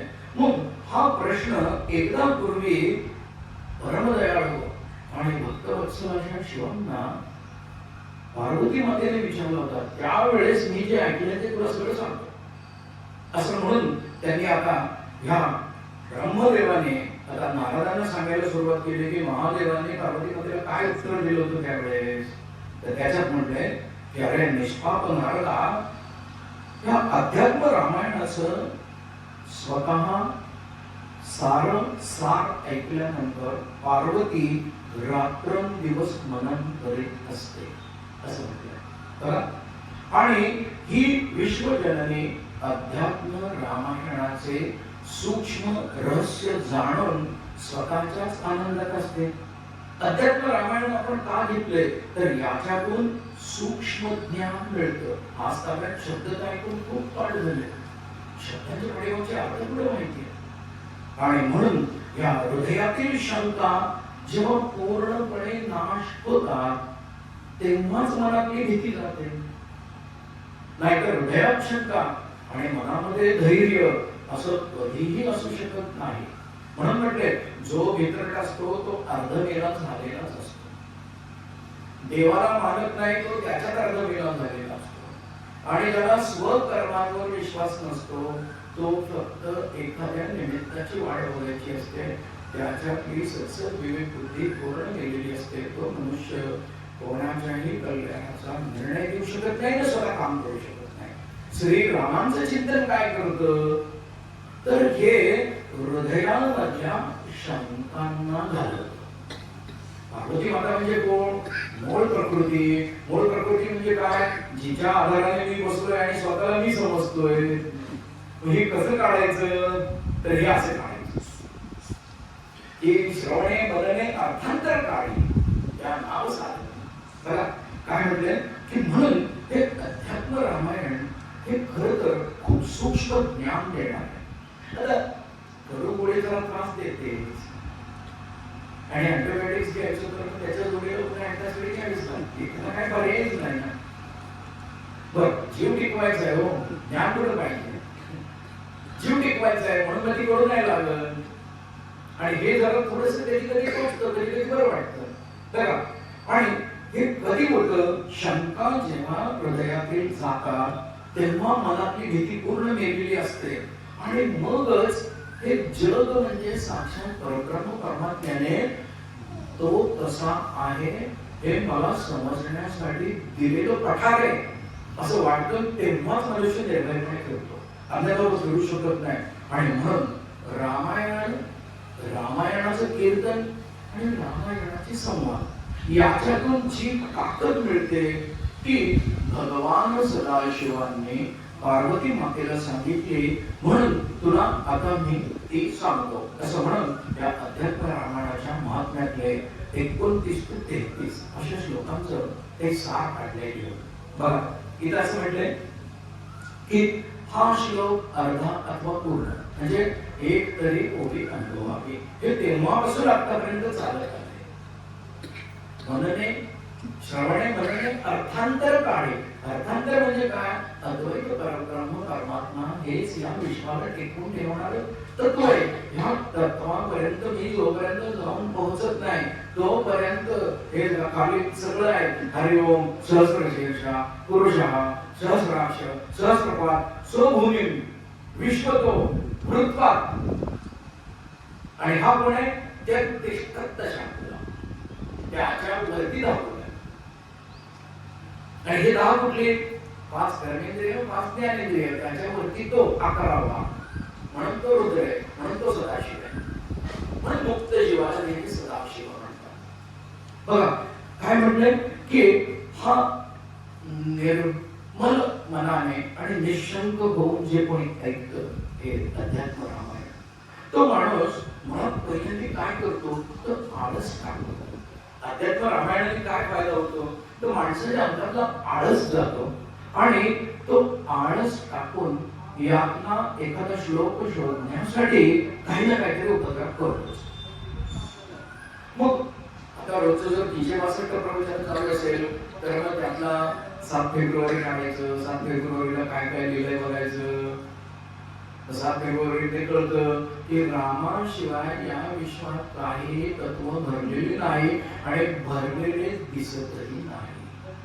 भरलेले नाही ठाव घ्या रागवी वेळ नाही, पण ते दिसलंही पाहिजे ना, ते दिसतही नाही. म्हणून रामनामाची गरज आहे. जोपर्यंत ही सत्संग बुद्धी जागृत होत नाही, लॉजिकल डिसिजन टेकिंग पॉवर ही जोपर्यंत ट्रान्सपरंट असत नाही तोपर्यंत आम्ही कुठलीही कार्य करू शकत नाही. आणि म्हणून म्हटलंय की अध्यात्म रामायण जेव्हा रामाच्या कथा, रामाचं कौतुक ऐकून काय होतं तर हा आळस माणसाचा निघून जातो. माणसाचा आळस निघून गेला की त्याच्यामध्ये आपोआप कनेक्टिव्हिटी म्हणते, त्याला भक्ती म्हणतात मराठीत, आणि इंग्लिश मध्ये गेलं तर कनेक्टिव्हिटी म्हणतात. गुगल कनेक्टिव्ह म्हणतो डीपली कनेक्टेड. भक्तीचा अर्थ सांग म्हणलं की तो म्हणतो डीपली कनेक्टेड. म्हणजे काय की त्या सूक्ष्म अर्थांनी आपण आपलं रोजचं जीवन आपोआप बदलतो. कारण विचार बदलले की कृती बदलते, कृती बदलली की दिशा बदलते, दिशा बदलली की फळ बदलतं. आणि या अध्यात्म रामायणाचा खरा फायदा हाच आहे की एक शब्द ऐकून बदल जो करतो त्याला एक अश्वमेधाचं फळ मिळतं, असं 30व्या श्लोकामध्ये म्हटलं. मग अश्वमेध म्हणजे काय तर आता दुसऱ्याच्या डोक्याने आम्ही चालणार आणि आम्हाला अश्वमेधाचं फळ मिळालं 100 झाले की आम्हीच इंद्र होतो. म्हणजे माझं मीच ऐकणार, तुमचं ऐकणार नाही, त्याला इंद्र म्हणतात. म्हणून का अश्वमेधच का लिहिलंय प्रत्येक वेळेस की ज्याच्यामुळे मला सगळ्यात जास्त एलपी आणि टॉप पोझिशन, पण पॉसिबिलिटीज ऑफ स्लॉट्स आणि नोकरी अपॉइंटमेंट सुद्धा कमी होत जातात. जेवढा मोठा पगार होईल, 35 लाख पगार असेल महिन्याला, तर 35 लाखाची जागा मोकळी होईपर्यंत 8 लाखच होतो पगार. 4 महिने जरी बसलो तरी. बघा काय म्हटलंय की आळस टाकला जातो, माणूस विचारांमध्ये बदल करतो. विचार, कृती, दिशा आणि फळ हे सारं आपोआप बदलतं. आणि म्हणून अध्यात्म रामायणाचं चिंतन ही पार्वती का करते तर अंतरंगातून श्रीरामांना नमस्कार करता येतो. अंतरंगात काय गरज नाही, नुसतं बघितल्यानंतर कळते की हा कुठे येतो. म्हणून हे मनोजवम मारुत तुल्य वेगम, याच्यापेक्षा मारुत तुल्य का म्हटलंय, मनोजवम मनातूनच जन्माला आलेलं आहे. काय हा वायू त्याच्यापेक्षा वेगवान आहे, मनापेक्षा वेगवान आहे. मनोजवम मारुत तुल्य वेगम. कसा आहे तो जितेंद्रिय, सारेच्या सारे दोष त्याने जिंकलेले, कुठल्याही देहभावाची त्याच्याकडे जागृती नाही. जितेंद्रिय मग त्याच्यामुळे बुद्धिमत्ता, ज्याच्याकडे या मायेचं कुठल्याच प्रकारचं दोषयुक्त स्पर्श आणि ज्ञान नाही, तो जितेंद्रिय. म्हणून तो सत्य जाणणारा आहे. म्हणून बुद्धिमत्ता परिक्रम. आणि मग पुन्हा म्हटलंय वातात्मजन, मग तो वायूचा मुलगा आहे. आत्मजन वायूचा आत्मजन म्हणजे पुन्हा गुरुचरित्रामधले सद्गुरुनाथांचे गुरु आहेत त्यांनी वायू म्हटलंय, जिथे जाईल तिथं तसं करावं, तिथला सुगंध आनंद घ्यावा, चांगलं वाईट म्हणू नये. कचऱ्याची गाडी गेली, 2 मिनिटं वारा लागतो, परत निघून जातो, आहे कसा राहतो. कोणी कसे भेटतील, कोणी कसे दिसतील माते, कोणी कसेही वदतील माते, नाही परीक्षा जनपार खाया, काळी गुरु जाईल पारवाया. या विश्वात लोकांना ओळखणं, बाह्य रूपामधून अंतरंगामधल्या सगळ्या खळबळीत जाणून घेणं हे अत्यंत अवघड आहे. म्हणून या अध्यात्म रामायणाच्या सूक्ष्म अर्थांनी काय करता येतं तर चिंतन करून श्रीरामांना अंतरंगामध्ये नमस्कार करता येतो. आणि जो कोणी अंतरंगामध्ये श्रीरामांना नमस्कार करतो त्यांना या विश्वातल्या जेवढ्या असतील तेवढ्या देवांच्या रूपाची एकाच क्षणात पूजा केल्याचं फळ मिळतं. म्हणजे केवढं त्या जेवढे देव असतील तेवढे, जेवढ्या इच्छा तेवढा स्वार्थ, जेवढे स्वार्थ तेवढे नरक, जेवढे स्वार्थ तेवढे नरक. हे नरक किती आहेत कशाला विचारायचं, स्वार्थ किती आहेत तेवढंच बघूया की फक्त नरकाचं काय. पण काही झालं तरी तो लेअर काढणार आणि खाली काढणार. किती सांगितलं की इथंच राहतो पण गाडी जर NH12 असेल तर नाही का NH6 मला टोल कसं काय मोकळा करेल. तो म्हणजे तुझी गाडी कुठली आहे इथली, पण त्या गाडीचा नंबर किती NH6 असला पाहिजे. पृथ्वी आप तेज वायू आकाश अंतर 6 असलं पाहिजे. 12 म्हणजे आम्ही डबल आहे, अजून 2 वर्ष लागतील आम्हाला, 2 जन्म लागतील 6 वर यायला. बघा काय म्हणलंय की ह्या अध्यात्म रामायणामध्ये रामगीतेचं महत्व आणि त्याच्यामधलं मिळणार फळ, ह्या रामाचं एक नाव, त्या नावाचं एक अक्षर वाचलं तरी देखील एक गायत्री पुरस्चरण केल्याचं पुण्य मिळतं असं 37व्या श्लोकामध्ये लिहिलेलं आहे. एक फक्त शब्द राम एवढं जरी म्हटलं तरी.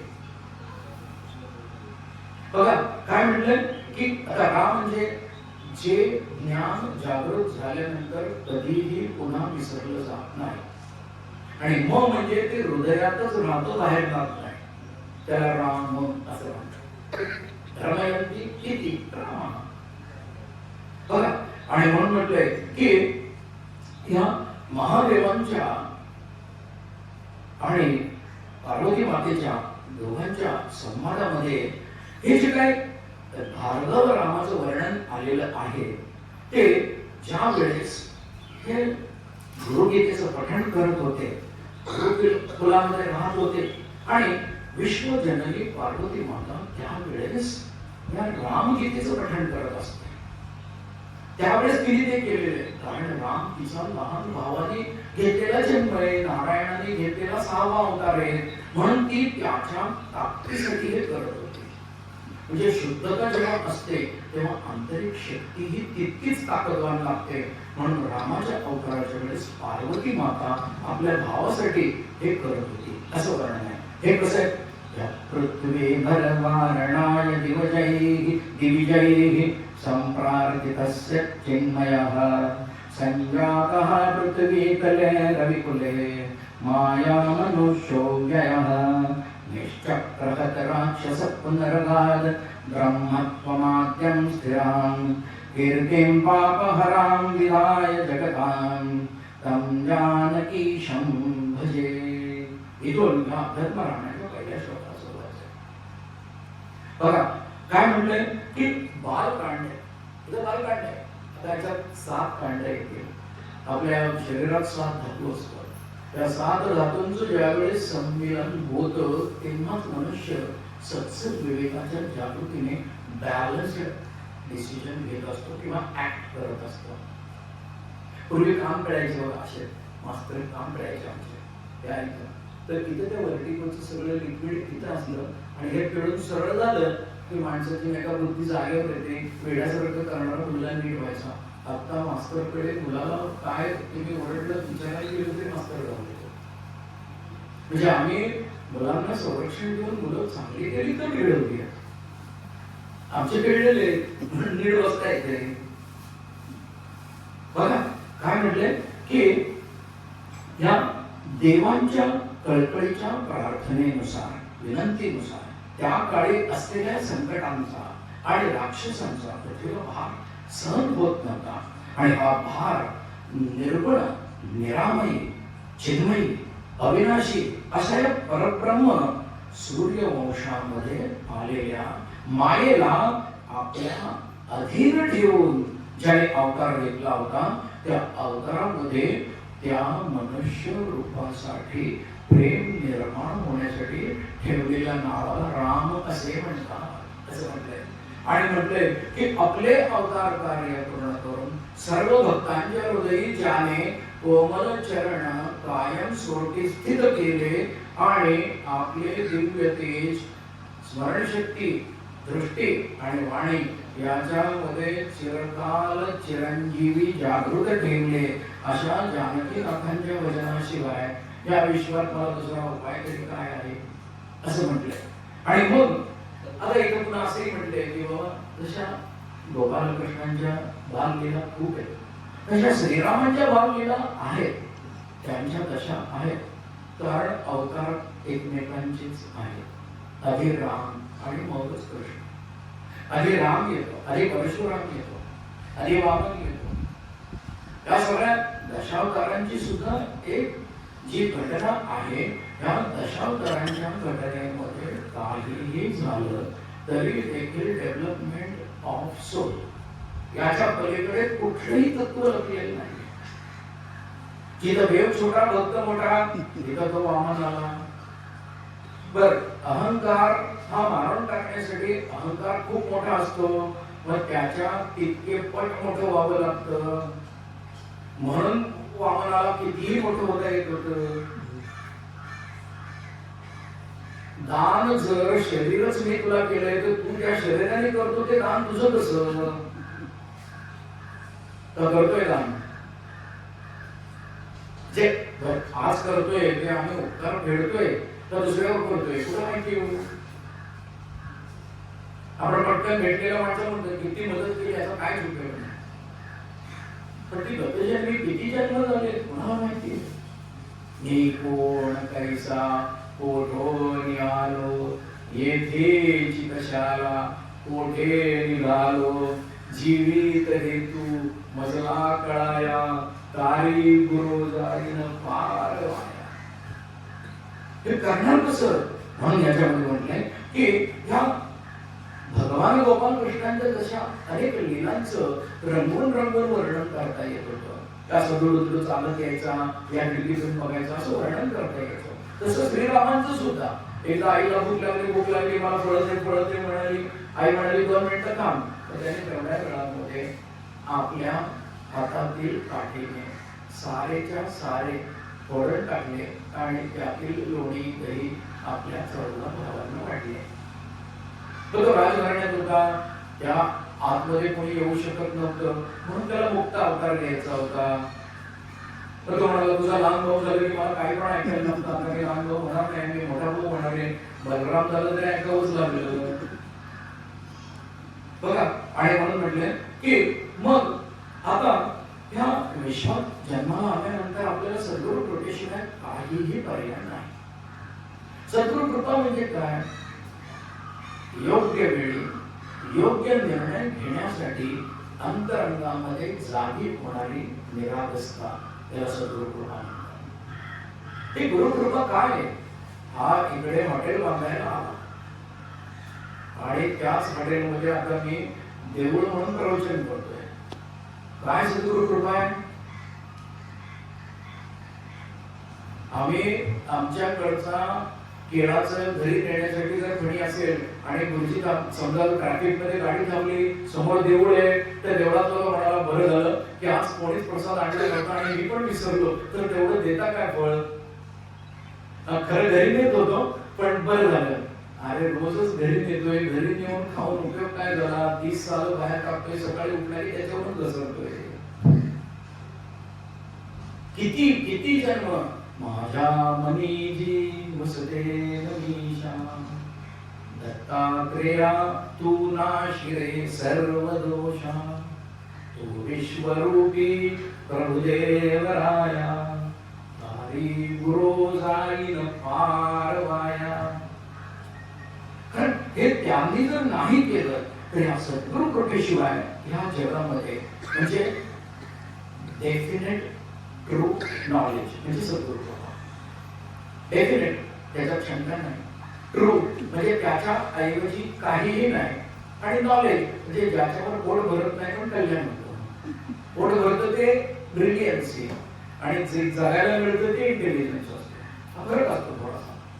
बघा काय म्हटले आता त्या सीताबाई बद्दलची सुद्धा नाही का त्यांनी त्या रावणाने तर थोडे थोडे मागोपुढं असे संदर्भ सिरियल कसं असतं की एक वेगळी सिरियल इंटरेस्ट डेव्हलप करायचं, दुसरी सिरियल असे थोडे थोडे करत करत राम सगळ्यापासून एका डोंगरावर बघायचंय ना आपल्याला.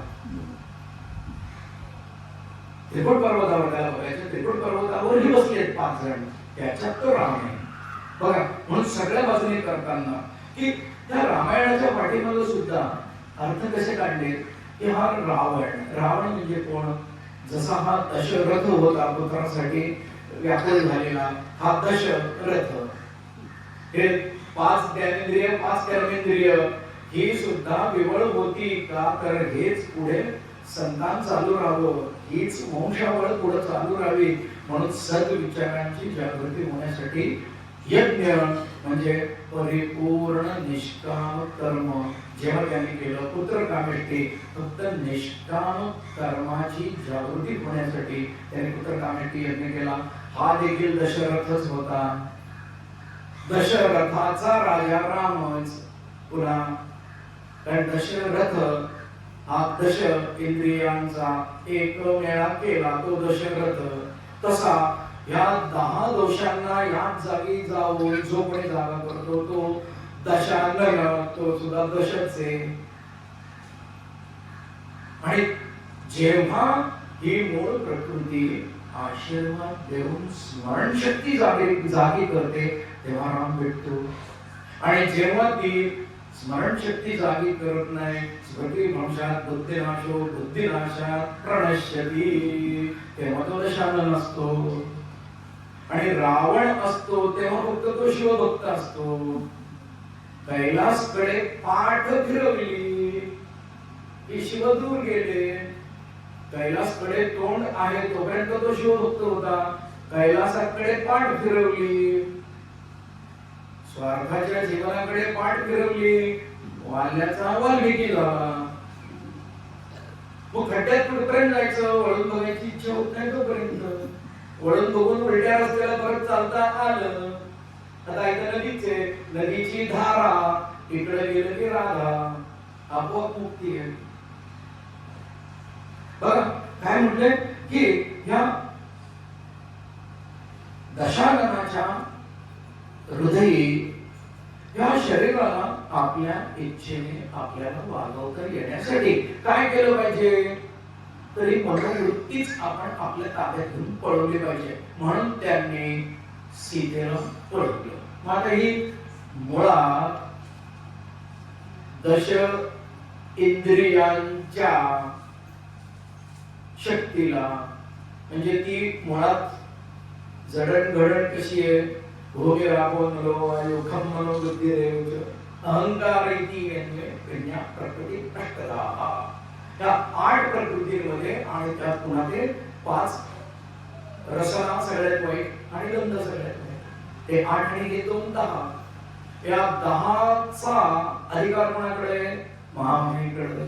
मग महामायेनं जर पळवली तर आपल्याला रामाला आपल्याकडे यावंच लागते. शक्ती नाही तिथं विचारणं काय होते, बोलण्यात ताकद नाही, सांगून काय उपयोगी. बघा मग या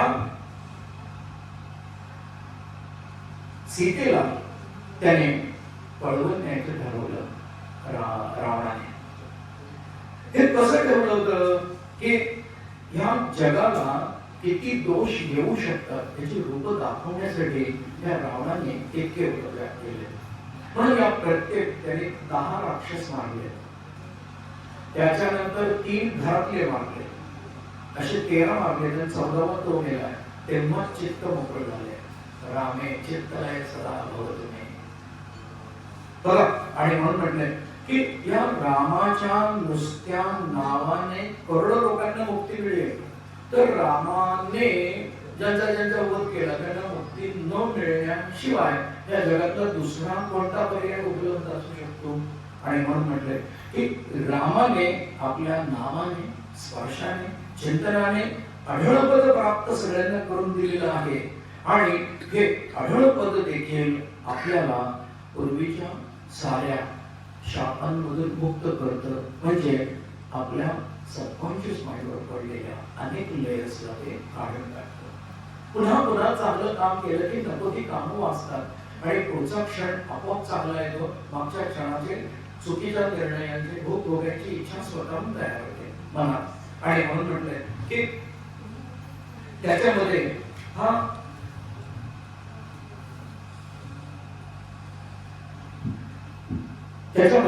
या कार्यामध्ये त्याने पशूंचा देखील सहभाग घेतलेला होता. आता याच्यामध्ये वानर असं म्हणतात आणि खरा शब्द वन नर, वनांमध्ये राहणारे नर आणि अरण्यामध्ये नाही म्हणलंय, वनामध्ये राहणारे, जिथं देवांच्या साठी प्राप्तीसाठी साधना केली जाते त्याला वन म्हणतात. बाकी जिथे इच्छांचा त्रास असतो त्याला अरण्य म्हणतात. आणि जिथे पशु असतात, सगळ्या वाईट वृत्ती जागे असतात, त्याला जंगल म्हणतात. म्हणून तो जंगलामध्ये ऋषभदेवांनी देह सोडल्याचे म्हटले स्कंदामध्ये तुमचं चालू आहे तिथंच. बघा ह्या ह्याच्यामध्ये असं म्हटलंय की श्रीरामांच्या वनवासाच्या काळात त्याला राज्यपद किंवा काही ज्या गोष्टी होत्या ह्या सगळ्या मिळवण्यासाठी पहिल्यांदा त्याने दशाननाला मारलं. तर राजा कसा पाहिजे? आता आपल्या आत्ताच्या राजाचं नाव घेता येत नाही, आध्यात्मिक कार्य चाललंय. तो कसा पाहिजे? तर काम, अहंकार, बल, अज्ञान आणि क्रूरता हे सारं नष्ट केला असेल तरच तो राजा. मग दशाननाला मारल्याशिवाय श्रीराम अयोध्येचा राजा होऊ शकत नाही. अयोध्या जिथे कोणीही दुसऱ्याशी लढत नाही, अयोध्या म्हणून अयोध्येचाच राजा राम असतो, दुसरा असूच शकत नाही. कारण पहिल्यांदा मनात वृत्ती तर तशी पाहिजे. आणि मग त्यांना ते भरद्वाज ऋषीच भेटतात. भरद्वाज ऋषी म्हणजे काय? हा सात्विक विचार मनात ठासून भरणारे आणि बाहेर न जाऊ देणारे त्याला भरद्वाज म्हणतात. म्हणून तो फक्त सकाळी 6:44 5:40 ते 6:44 एवढ्याच वेळात भरद्वाज पक्षी ओरडतो, इतर वेळेस ओरडत नाही. तेवढाच वेळ ओरडतो, त्याच्यापेक्षा इतर वेळेस कधीच ओरडत नाही. दुपारी वगैरे असं ओरडत नाही भरद्वाज. बघा काय म्हणतोय. आणि भरद्वाज जेव्हा आपला मार्गदर्शक असतो तेव्हाच आपण साधक बाधक हे सगळे विचार करू शकतो. रामांनी सुद्धा त्यावेळेस भरताला एक गोष्ट सांगितली की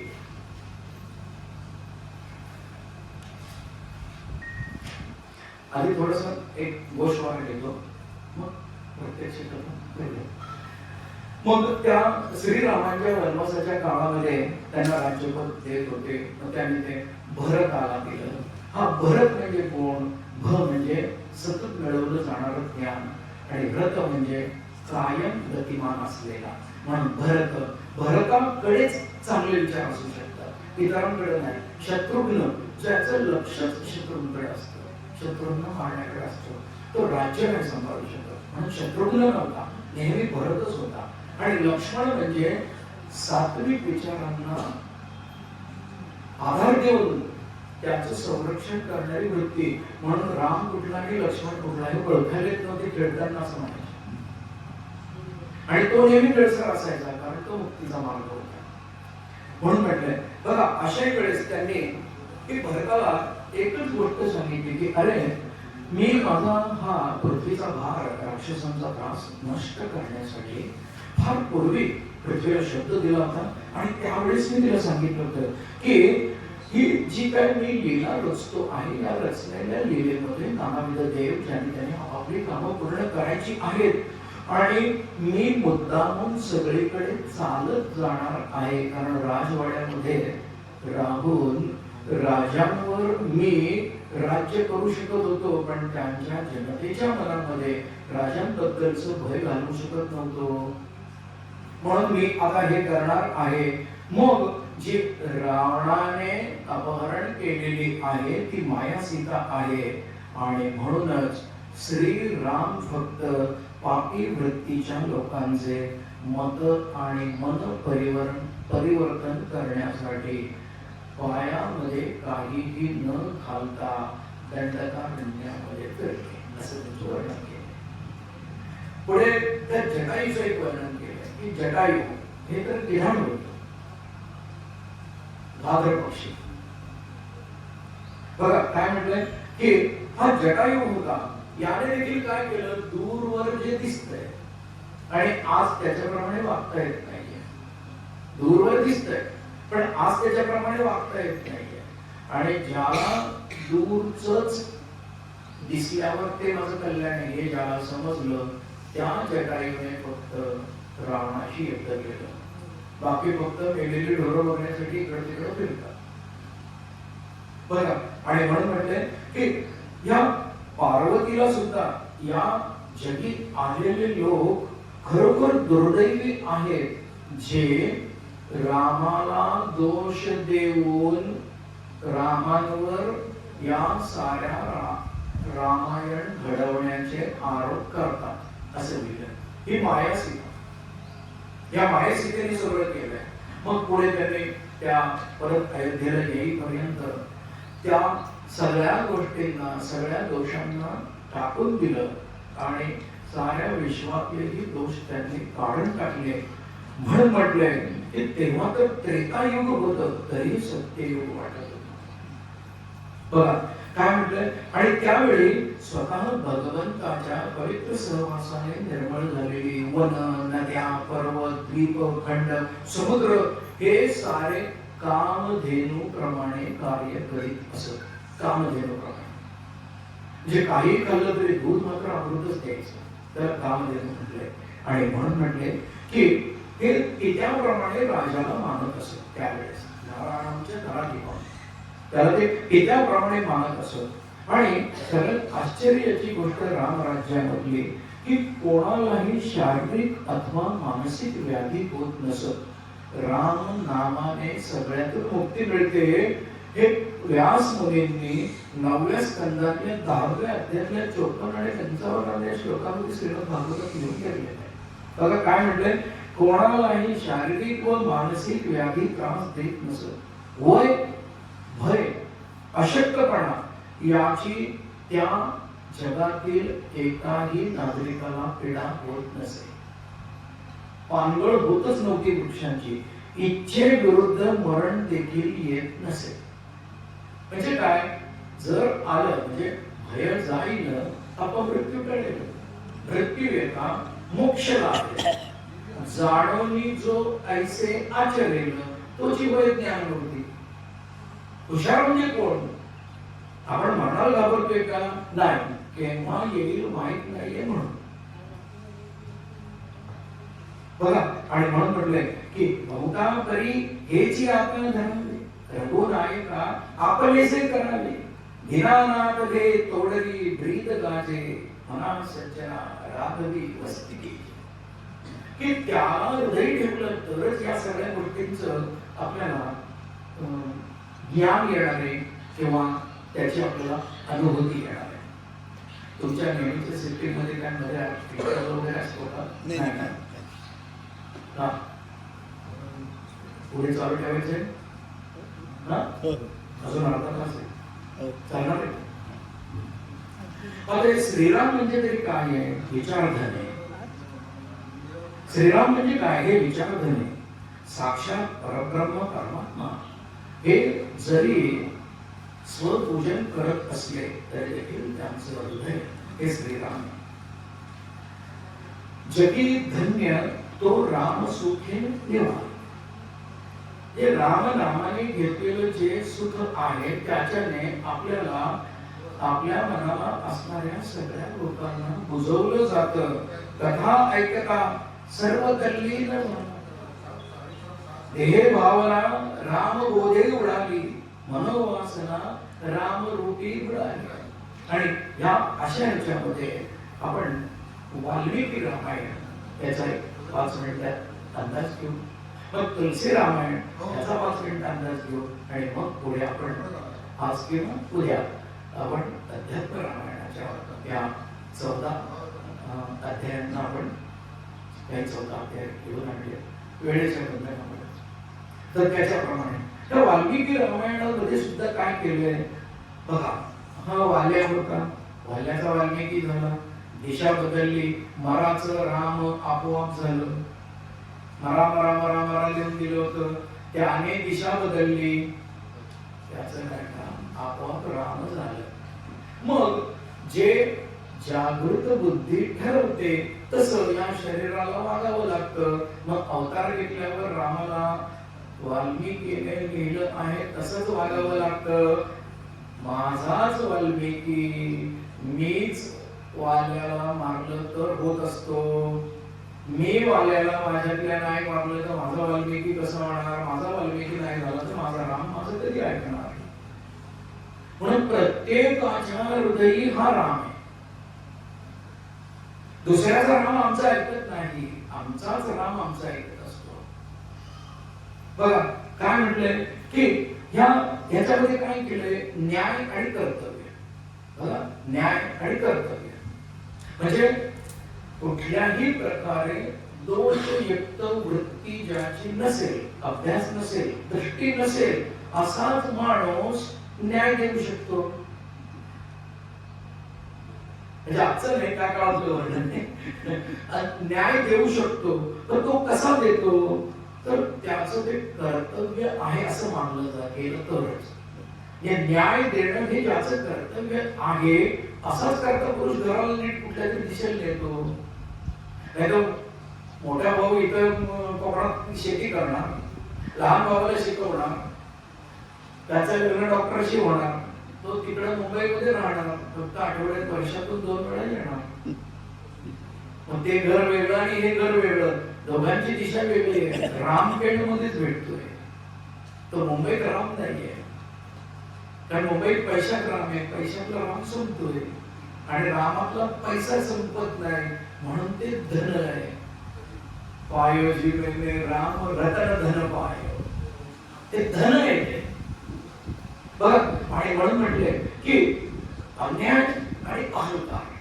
अन्याय कोण करतं, अहंकार. मग ते बल वित्त कुळ कशाचंही असू दे, मी कोणत्या घरात आहे, अहो साधे गाडीला नंबर घ्यायला 1,00,000 रुपये भरले तर माणूस म्हणतो बघू कोण अडवतंय.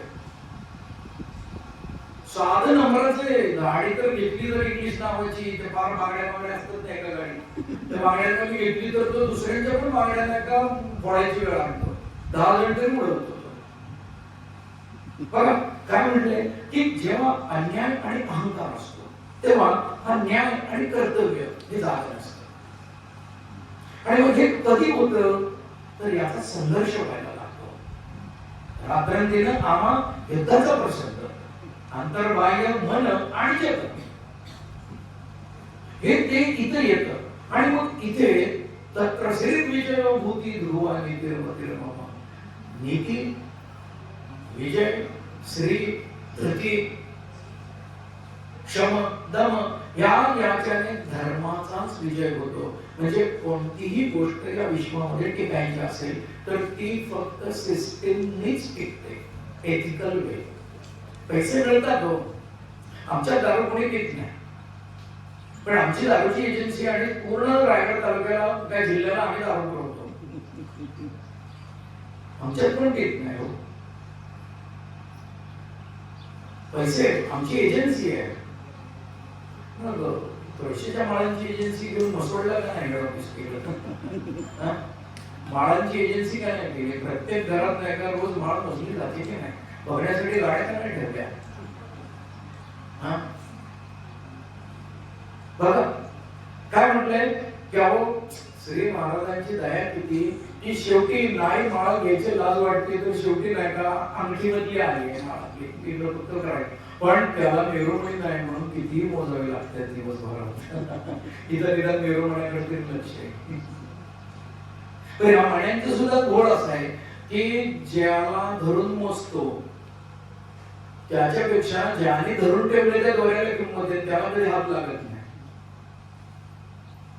बघा मणी मोजतोय आम्ही, पण धरून ठेवणारा दोरा कोण आहे, राम आहे. तर रामाला हात लागत नाहीये, फक्त मण्यांना हात लागतोय. बघा काय म्हटलंय की हे न्याय आणि कर्तव्य. कर्तव्य काय, सूत्रेमणी गणाली होत, हे सारं विश्व कोणी एकमेकांत गोवून ठेवलेलं आहे. गोवून ठेवलेल्या विश्वाचा मालक कोण आहे, तर त्याची माझी ओळख झाली पाहिजे. आणि हे करण्यासाठी धर्माचा जो विजय होतो, मग त्या याच्यामध्ये जवळपास या वाल्मिकी रामायणामध्ये 24,000 श्लोक आहे. या 24,000 श्लोकांमध्ये सुद्धा वेगळ्या वेगळ्या सगळ्या गोष्टींवर त्यांनी लिहिलेले आहे. तर याच्यामध्ये बालकांड घेतले, तर त्याच्यात त्यांनी रामाचं लहानपण आहे सगळीकडेच आहे. कोणाचंही रामायण असो, हे 7 कांडांमध्येच आहे. कारण त्याच्याशिवाय बुद्धी जागी होत नाही. ही बुद्धी जागी होण्यासाठी या 7 धातूंमधून या मूलाधारापासून सहस्त्राधारापर्यंत जावंच लागतंय. आणि चिदाकाशामध्येच, हृदयाकाशात नाही, चिदाकाशामध्येच नाही का जेव्हा दिव्य प्रकाशाची जागृती होते तोच तो राम.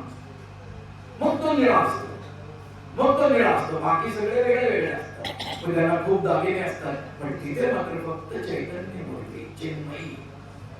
बघा काय म्हटले की मग त्याच्यात मग तो आदर्श पुत्र कसा होता, मग त्याच्या पुढे मग त्यांनी भाऊ म्हणून सुद्धा काय काय केलं त्याची वैशिष्ट्ये त्यांनी सांगितली.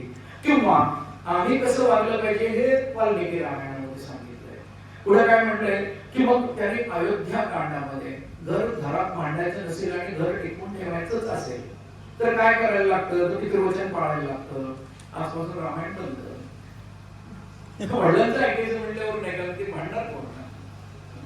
बघा काय म्हटलं, अयोध्या जिथे युद्ध करायचं नाहीये, अनकंडिशनल ऍक्सेप्टन्स पाहिजे, ते अयोध्या आहे. मग त्याच्यामध्ये काय येतं, घर टिकवण्यासाठी पितृवचन पाळणं. पितृवचन म्हणजे काय, संस्कारांनी शिकवलेल्या गोष्टी घराच्या उंबरठ्याच्या बाहेर कधीही विकल्या गेल्या नाही पाहिजे. ही जी मर्यादा लक्ष्मण रेषा आहे ना, ती तो उंबरठा आहे. आज घरामध्ये पूर्वी ते जंगलात एवढंच होतं. बघा काय म्हटलंय, मग त्याच्यामध्ये या अयोध्या कांडामध्ये राजकीय कर्तव्य आले. त्या राजाची, ते राजा होता म्हणून राजकीय कर्तव्य. मी जर समजा कर्ता पुरुष असेल तर कर्त्याची असणारी कर्तव्य. मग हे काय असतं, तर काहीही झालं तरी सत्ता आणि प्रजा या दोघांना कधीही धोका निर्माण झाला नाही पाहिजे. त्याला राजकीय म्हणतात, आजचं राजकीय नव्हे. आणि मग त्याच्यामध्ये त्याग ही सर्वात महत्वाची गोष्ट होती. त्याग कशाचा, तर त्याग हा स्वार्थाचा त्याग आहे. रामाच्या याच्यामध्ये वर्णनामध्ये तो जर परब्रह्म परमात्मा विश्वाचा मालक निर्माताच होता, तर त्याला त्याग करायला शिकवायचा होता. तो कशाचा, स्वार्थाचा त्याग करायला शिकवायचा होता. हा मी आहे, हा मी आहे ना, ह्या मीला त्याला त्याग करायला शिकवायचा होता. तेव्हाच देही असोने विदेही ही अवस्था येणार, नाहीतर येणार नाहीये. म्हणून काय म्हटलंय की त्याला त्यागाची शिकवण द्यायची होती जगाला. पण त्याच्यासाठी काय करावं लागतं, तर येईल त्या संकटांना सामोरं जायचं. मग ते संकटांना सामोरं जायचं म्हणजे आपल्याला कुठेही फिरता आलं पाहिजे. मग जिथे आपल्याला आधार नाही अशा ठिकाणी फिरतो, त्याला अरण्यकांड म्हटलंय पुढच्या याच्यामध्ये. मग तिथं वनवास आला. वनवास म्हणजे काय, की तुमची सगळे लक्झरी आणि कम्फर्ट सोडण्याची तयारी पाहिजे. पण त्याने पहिली लक्झरी काय होती, की मनाला त्याला माहित होतं की मी दशरथाचा श्रेष्ठ पुत्र आहे आणि राजा आहे, हे त्याने पहिलं डोक्यातून काढलं. तिथून त्याचा वन म्हणजे भगवंताच्या जवळ वास राहण्याची संधी प्राप्त केली. म्हणून वनवास लोकांना दुःखासाठी शब्द वापरायची सवय लागली आहे. वनवासामध्ये भगवंत भेटतो, उपवासामध्ये आपल्याला खाण्याच्या ऐवजी देव भेटतो. उपवास, उप म्हणजे देवांच्या, वास म्हणजे जवळ राहणे, तसं वनवास. बघा काय म्हटलंय, आता कारावास सुद्धा चांगला आहे, कारण तो आंतरिक शुद्धी करतो मननाने. आणि मगच त्याच्या पुढे सावरकर सगळे पद लिहितात, कविता लिहितात. मंडालीच्या तुरुंगामध्ये हे गीतारहस्य लिहिलं जातं. हे सगळं कुठे होतंय, तो सुद्धा कारावास जो सुद्धा आहे हा आंतरिक शुद्धीसाठी आहे. नाहीतर कृष्णाला काय माहित नव्हतं का की वसुदेव कारावासात आहे, देवकी कारावासात आहे. तरी सुद्धा बाहेर जन्माला आल्या काय म्हणाला, अरे यांना कोणी बाहेर बांधून ठेवले? तो म्हणाला, नाही मी कारावासात जन्मलोय, माझ्याकडे येण्यासाठी कोणी जाळे बांधून ठेवले, चला जाळे तोडून टाका, मी सगळ्यांसाठी सारखा आहे.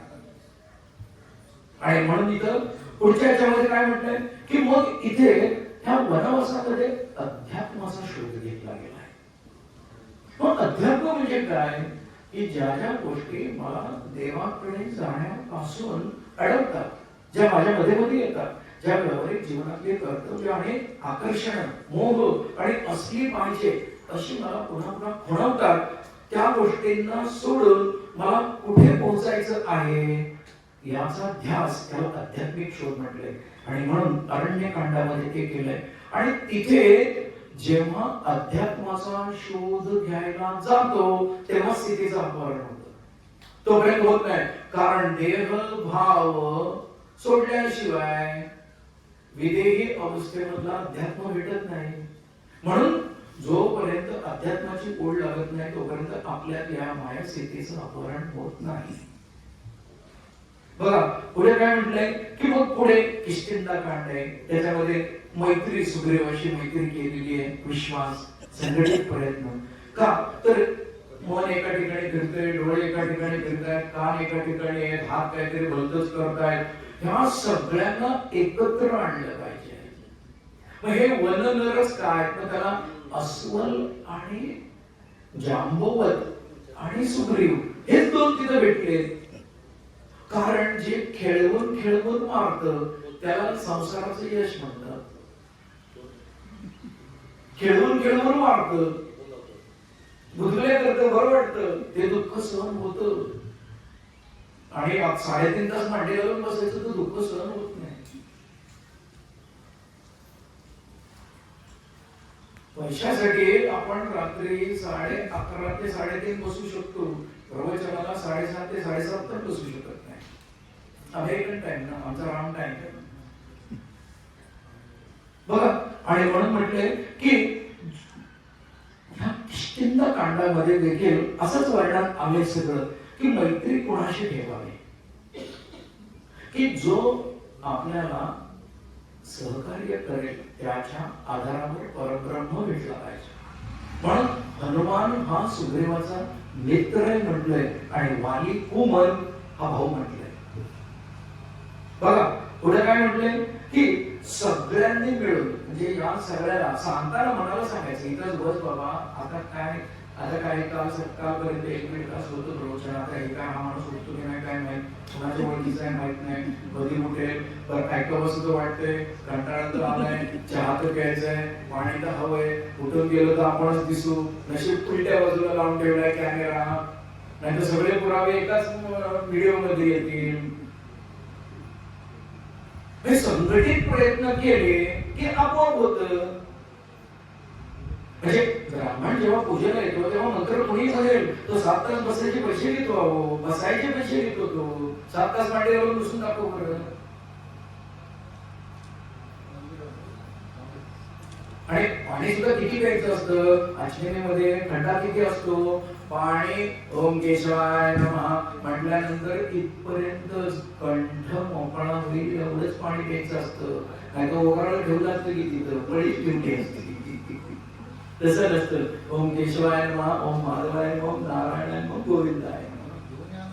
हे कुठपर्यंत इथपर्यंत गोविंदाय खालीच सोडायचंय, गोविंदाय मग करायचं नाहीये. 3 बोटामध्ये इथपर्यंत जात, त्या आपल्या काय बरगाड्यांच्या खड्ड्यापर्यंत. आणि एवढ्यात मोकळं झालं की खोकला लागत नाही, श्वास अडत नाही आणि पुन्हा घशाला कोरड पडत नाही, जीभ जड होत नाही. म्हणून ते 3 आचमन थोड्या वेळाने करायचे असतात. सगळ्यांना शास्त्र आहे, बॉडी सायन्स म्हणून सुदृढ मन म्हटलंय का, सुदृढ शरीर असेल तर सुदृढ मन आहे. त्याच्या पुढे सुंदरकांड आहे, त्या सुंदरकांडाचं नाव सुंदरकांड आहे. म्हणजे त्याच्यामध्ये कांड म्हणजे काय, सेगमेंट. सुंदरता कोणत्या कोणत्या भागात मिळू शकते, पण त्याच्यामध्ये भक्ती आहे. मग त्याच्या हनुमंताच्या भक्तीचं वर्णन आलेलं आहे, लक्ष्मणाच्या भक्तीचं वर्णन आलंय, त्याच्या निरपेक्षतेचं वर्णन आलंय, त्याच्या शुचिर्बुद्धतेचं वर्णन आलेलं आहे. पुन्हा अनकंडिशनल आणि अनटेंटेड. मी तुला असं केलंय, तुम्हाला असं कर नाही. म्हणून तर एका ठिकाणी पुस्तकामध्ये असं म्हटलंय की वडील सुद्धा मुलाला आपलं उतारवय सुखात जावं म्हणून मुलाचे सारे त्रास सहन करत असतात. पण तोच मुलगा राम असेल तर कोणत्याही कारणासाठी त्याला चिंता करण्याची गरज नाही. बघा, आणि पुढे म्हटलंय की ही जी आपल्याला कधी कधी वाटतं ना, एवढं शक्यच नाही, एवढं शक्यच नाही, हे देखील करता ज्याच्यामुळे येतो त्याला सुंदरकांड म्हणतात. आणि कसे आता या मुलाधारापासून वर येत येत येत हे धातू सगळे इथपर्यंत येतात. आता हे कोश संपलेले असतात आणि मग कोश संपल्यानंतर जेव्हा नजरेपाशी येतं तेव्हा हे सुंदरकांड असतं. आता विचार करण्यासाठी हे श्रवण हे या दोन्हीचं कॉम्बिनेशन इथं होतं. म्हणून इथून वर ध्यानाच्या मधल्या अवस्थेमध्ये हे युद्धकांड असतं नेहमी. शरीरामध्ये सुद्धा हे युद्धकांड सगळं इथं ऐकलंय काय आणि बघितलंय काय, या दोन गोष्टींचं कॉम्बिनेशन माणूस करतो आणि मी शिकलोय काय.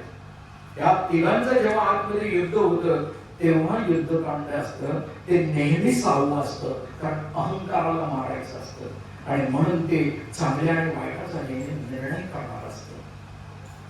तिथे रावण गेलेला आहे.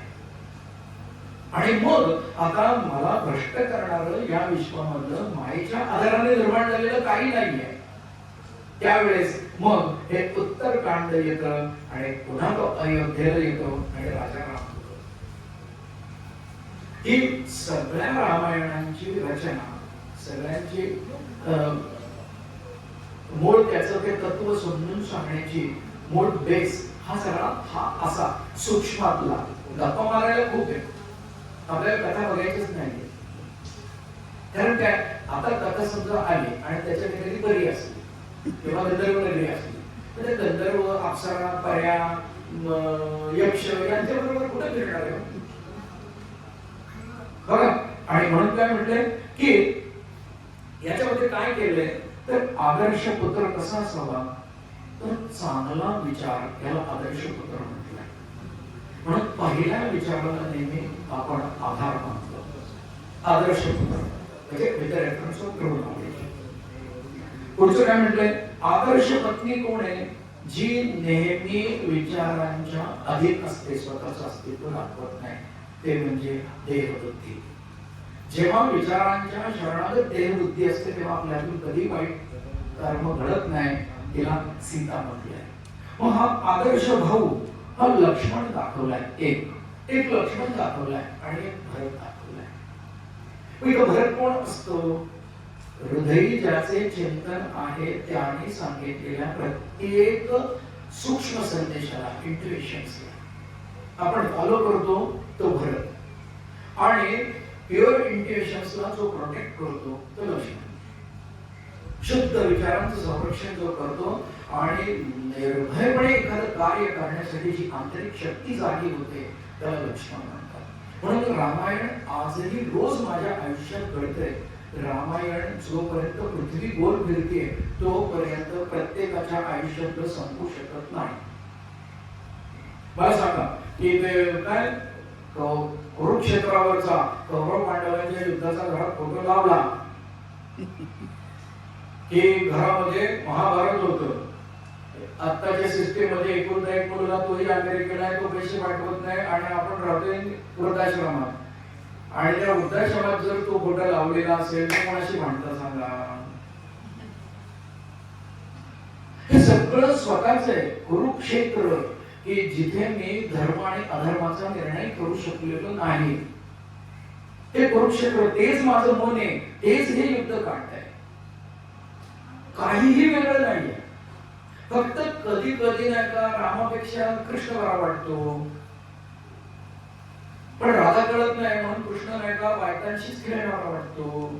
मूर्ख लोकांनी, अज्ञानी लोकांनी चित्र काढलेली आहेत आणि ज्यांना कल्पनांमध्ये रमायचंय अशा लोकांनी आपल्या दृष्टीने विचार करून आपला धर्म भ्रष्ट केलेला आहे.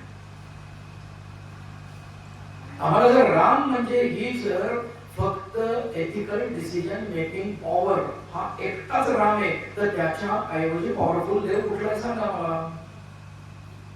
सत्सद विवेकाची सतत असणारी जागृती त्याला राम लक्ष्मण म्हणतात.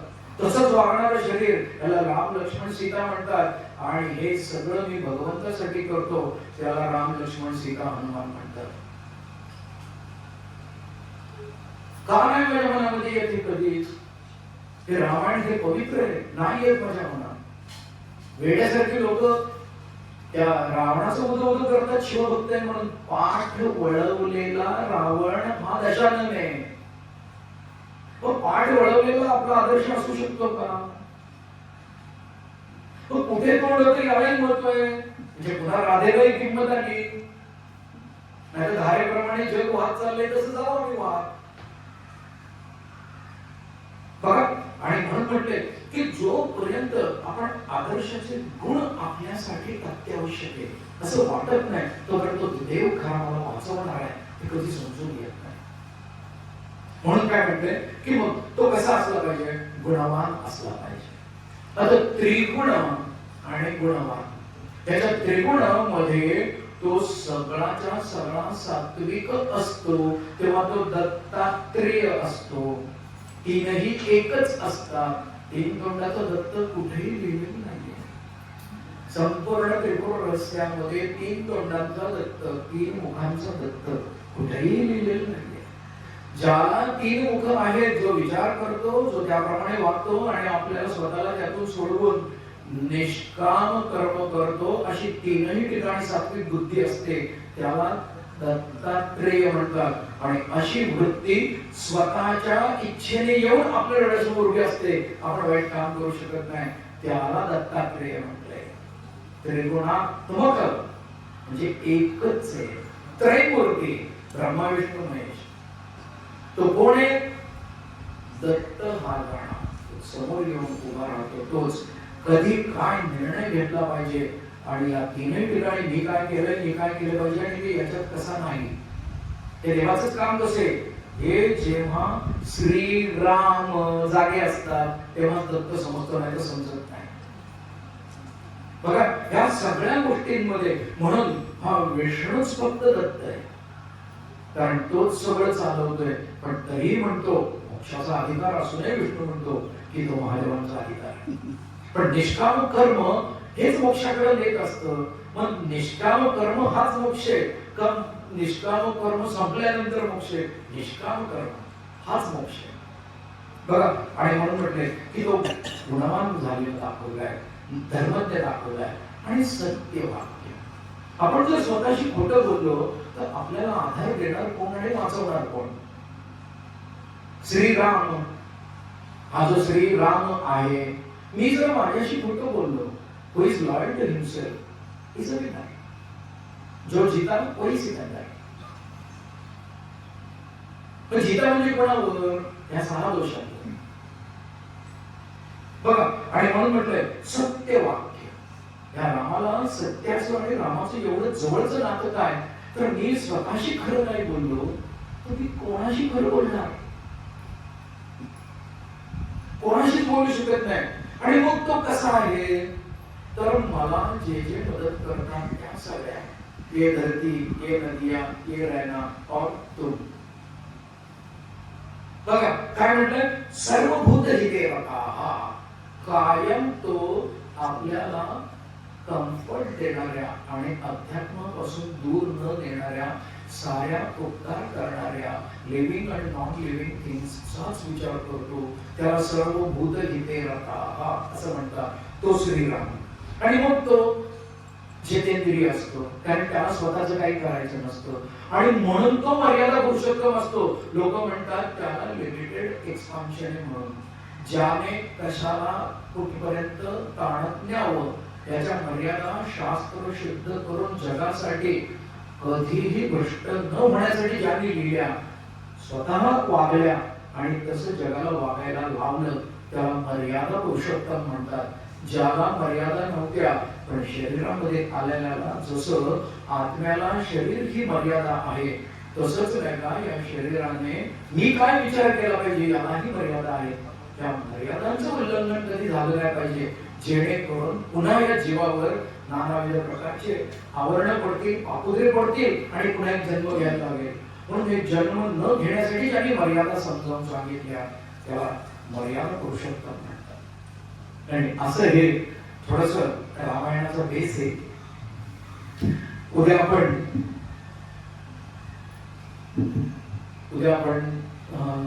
म्हणजे 3 वाजता, आज मी थोडा अर्धा तास उशीर आलो.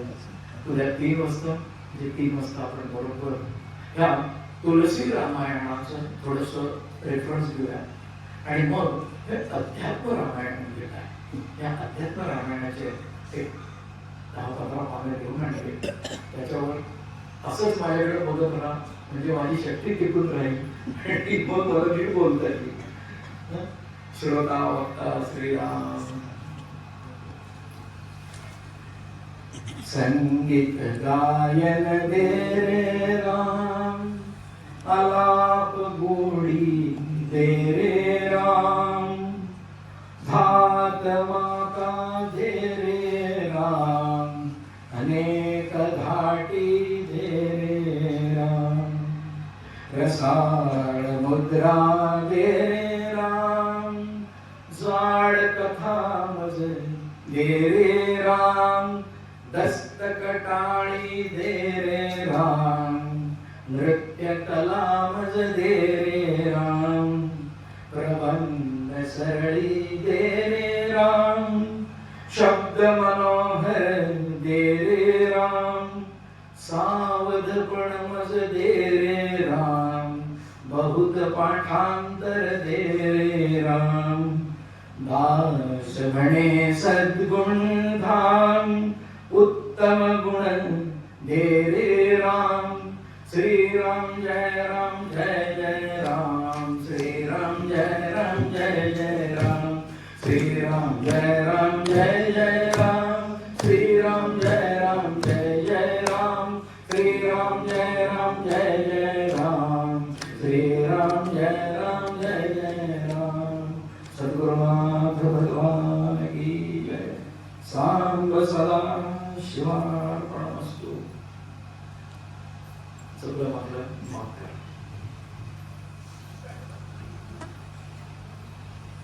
हे पुस्तक इथंच ठेवा.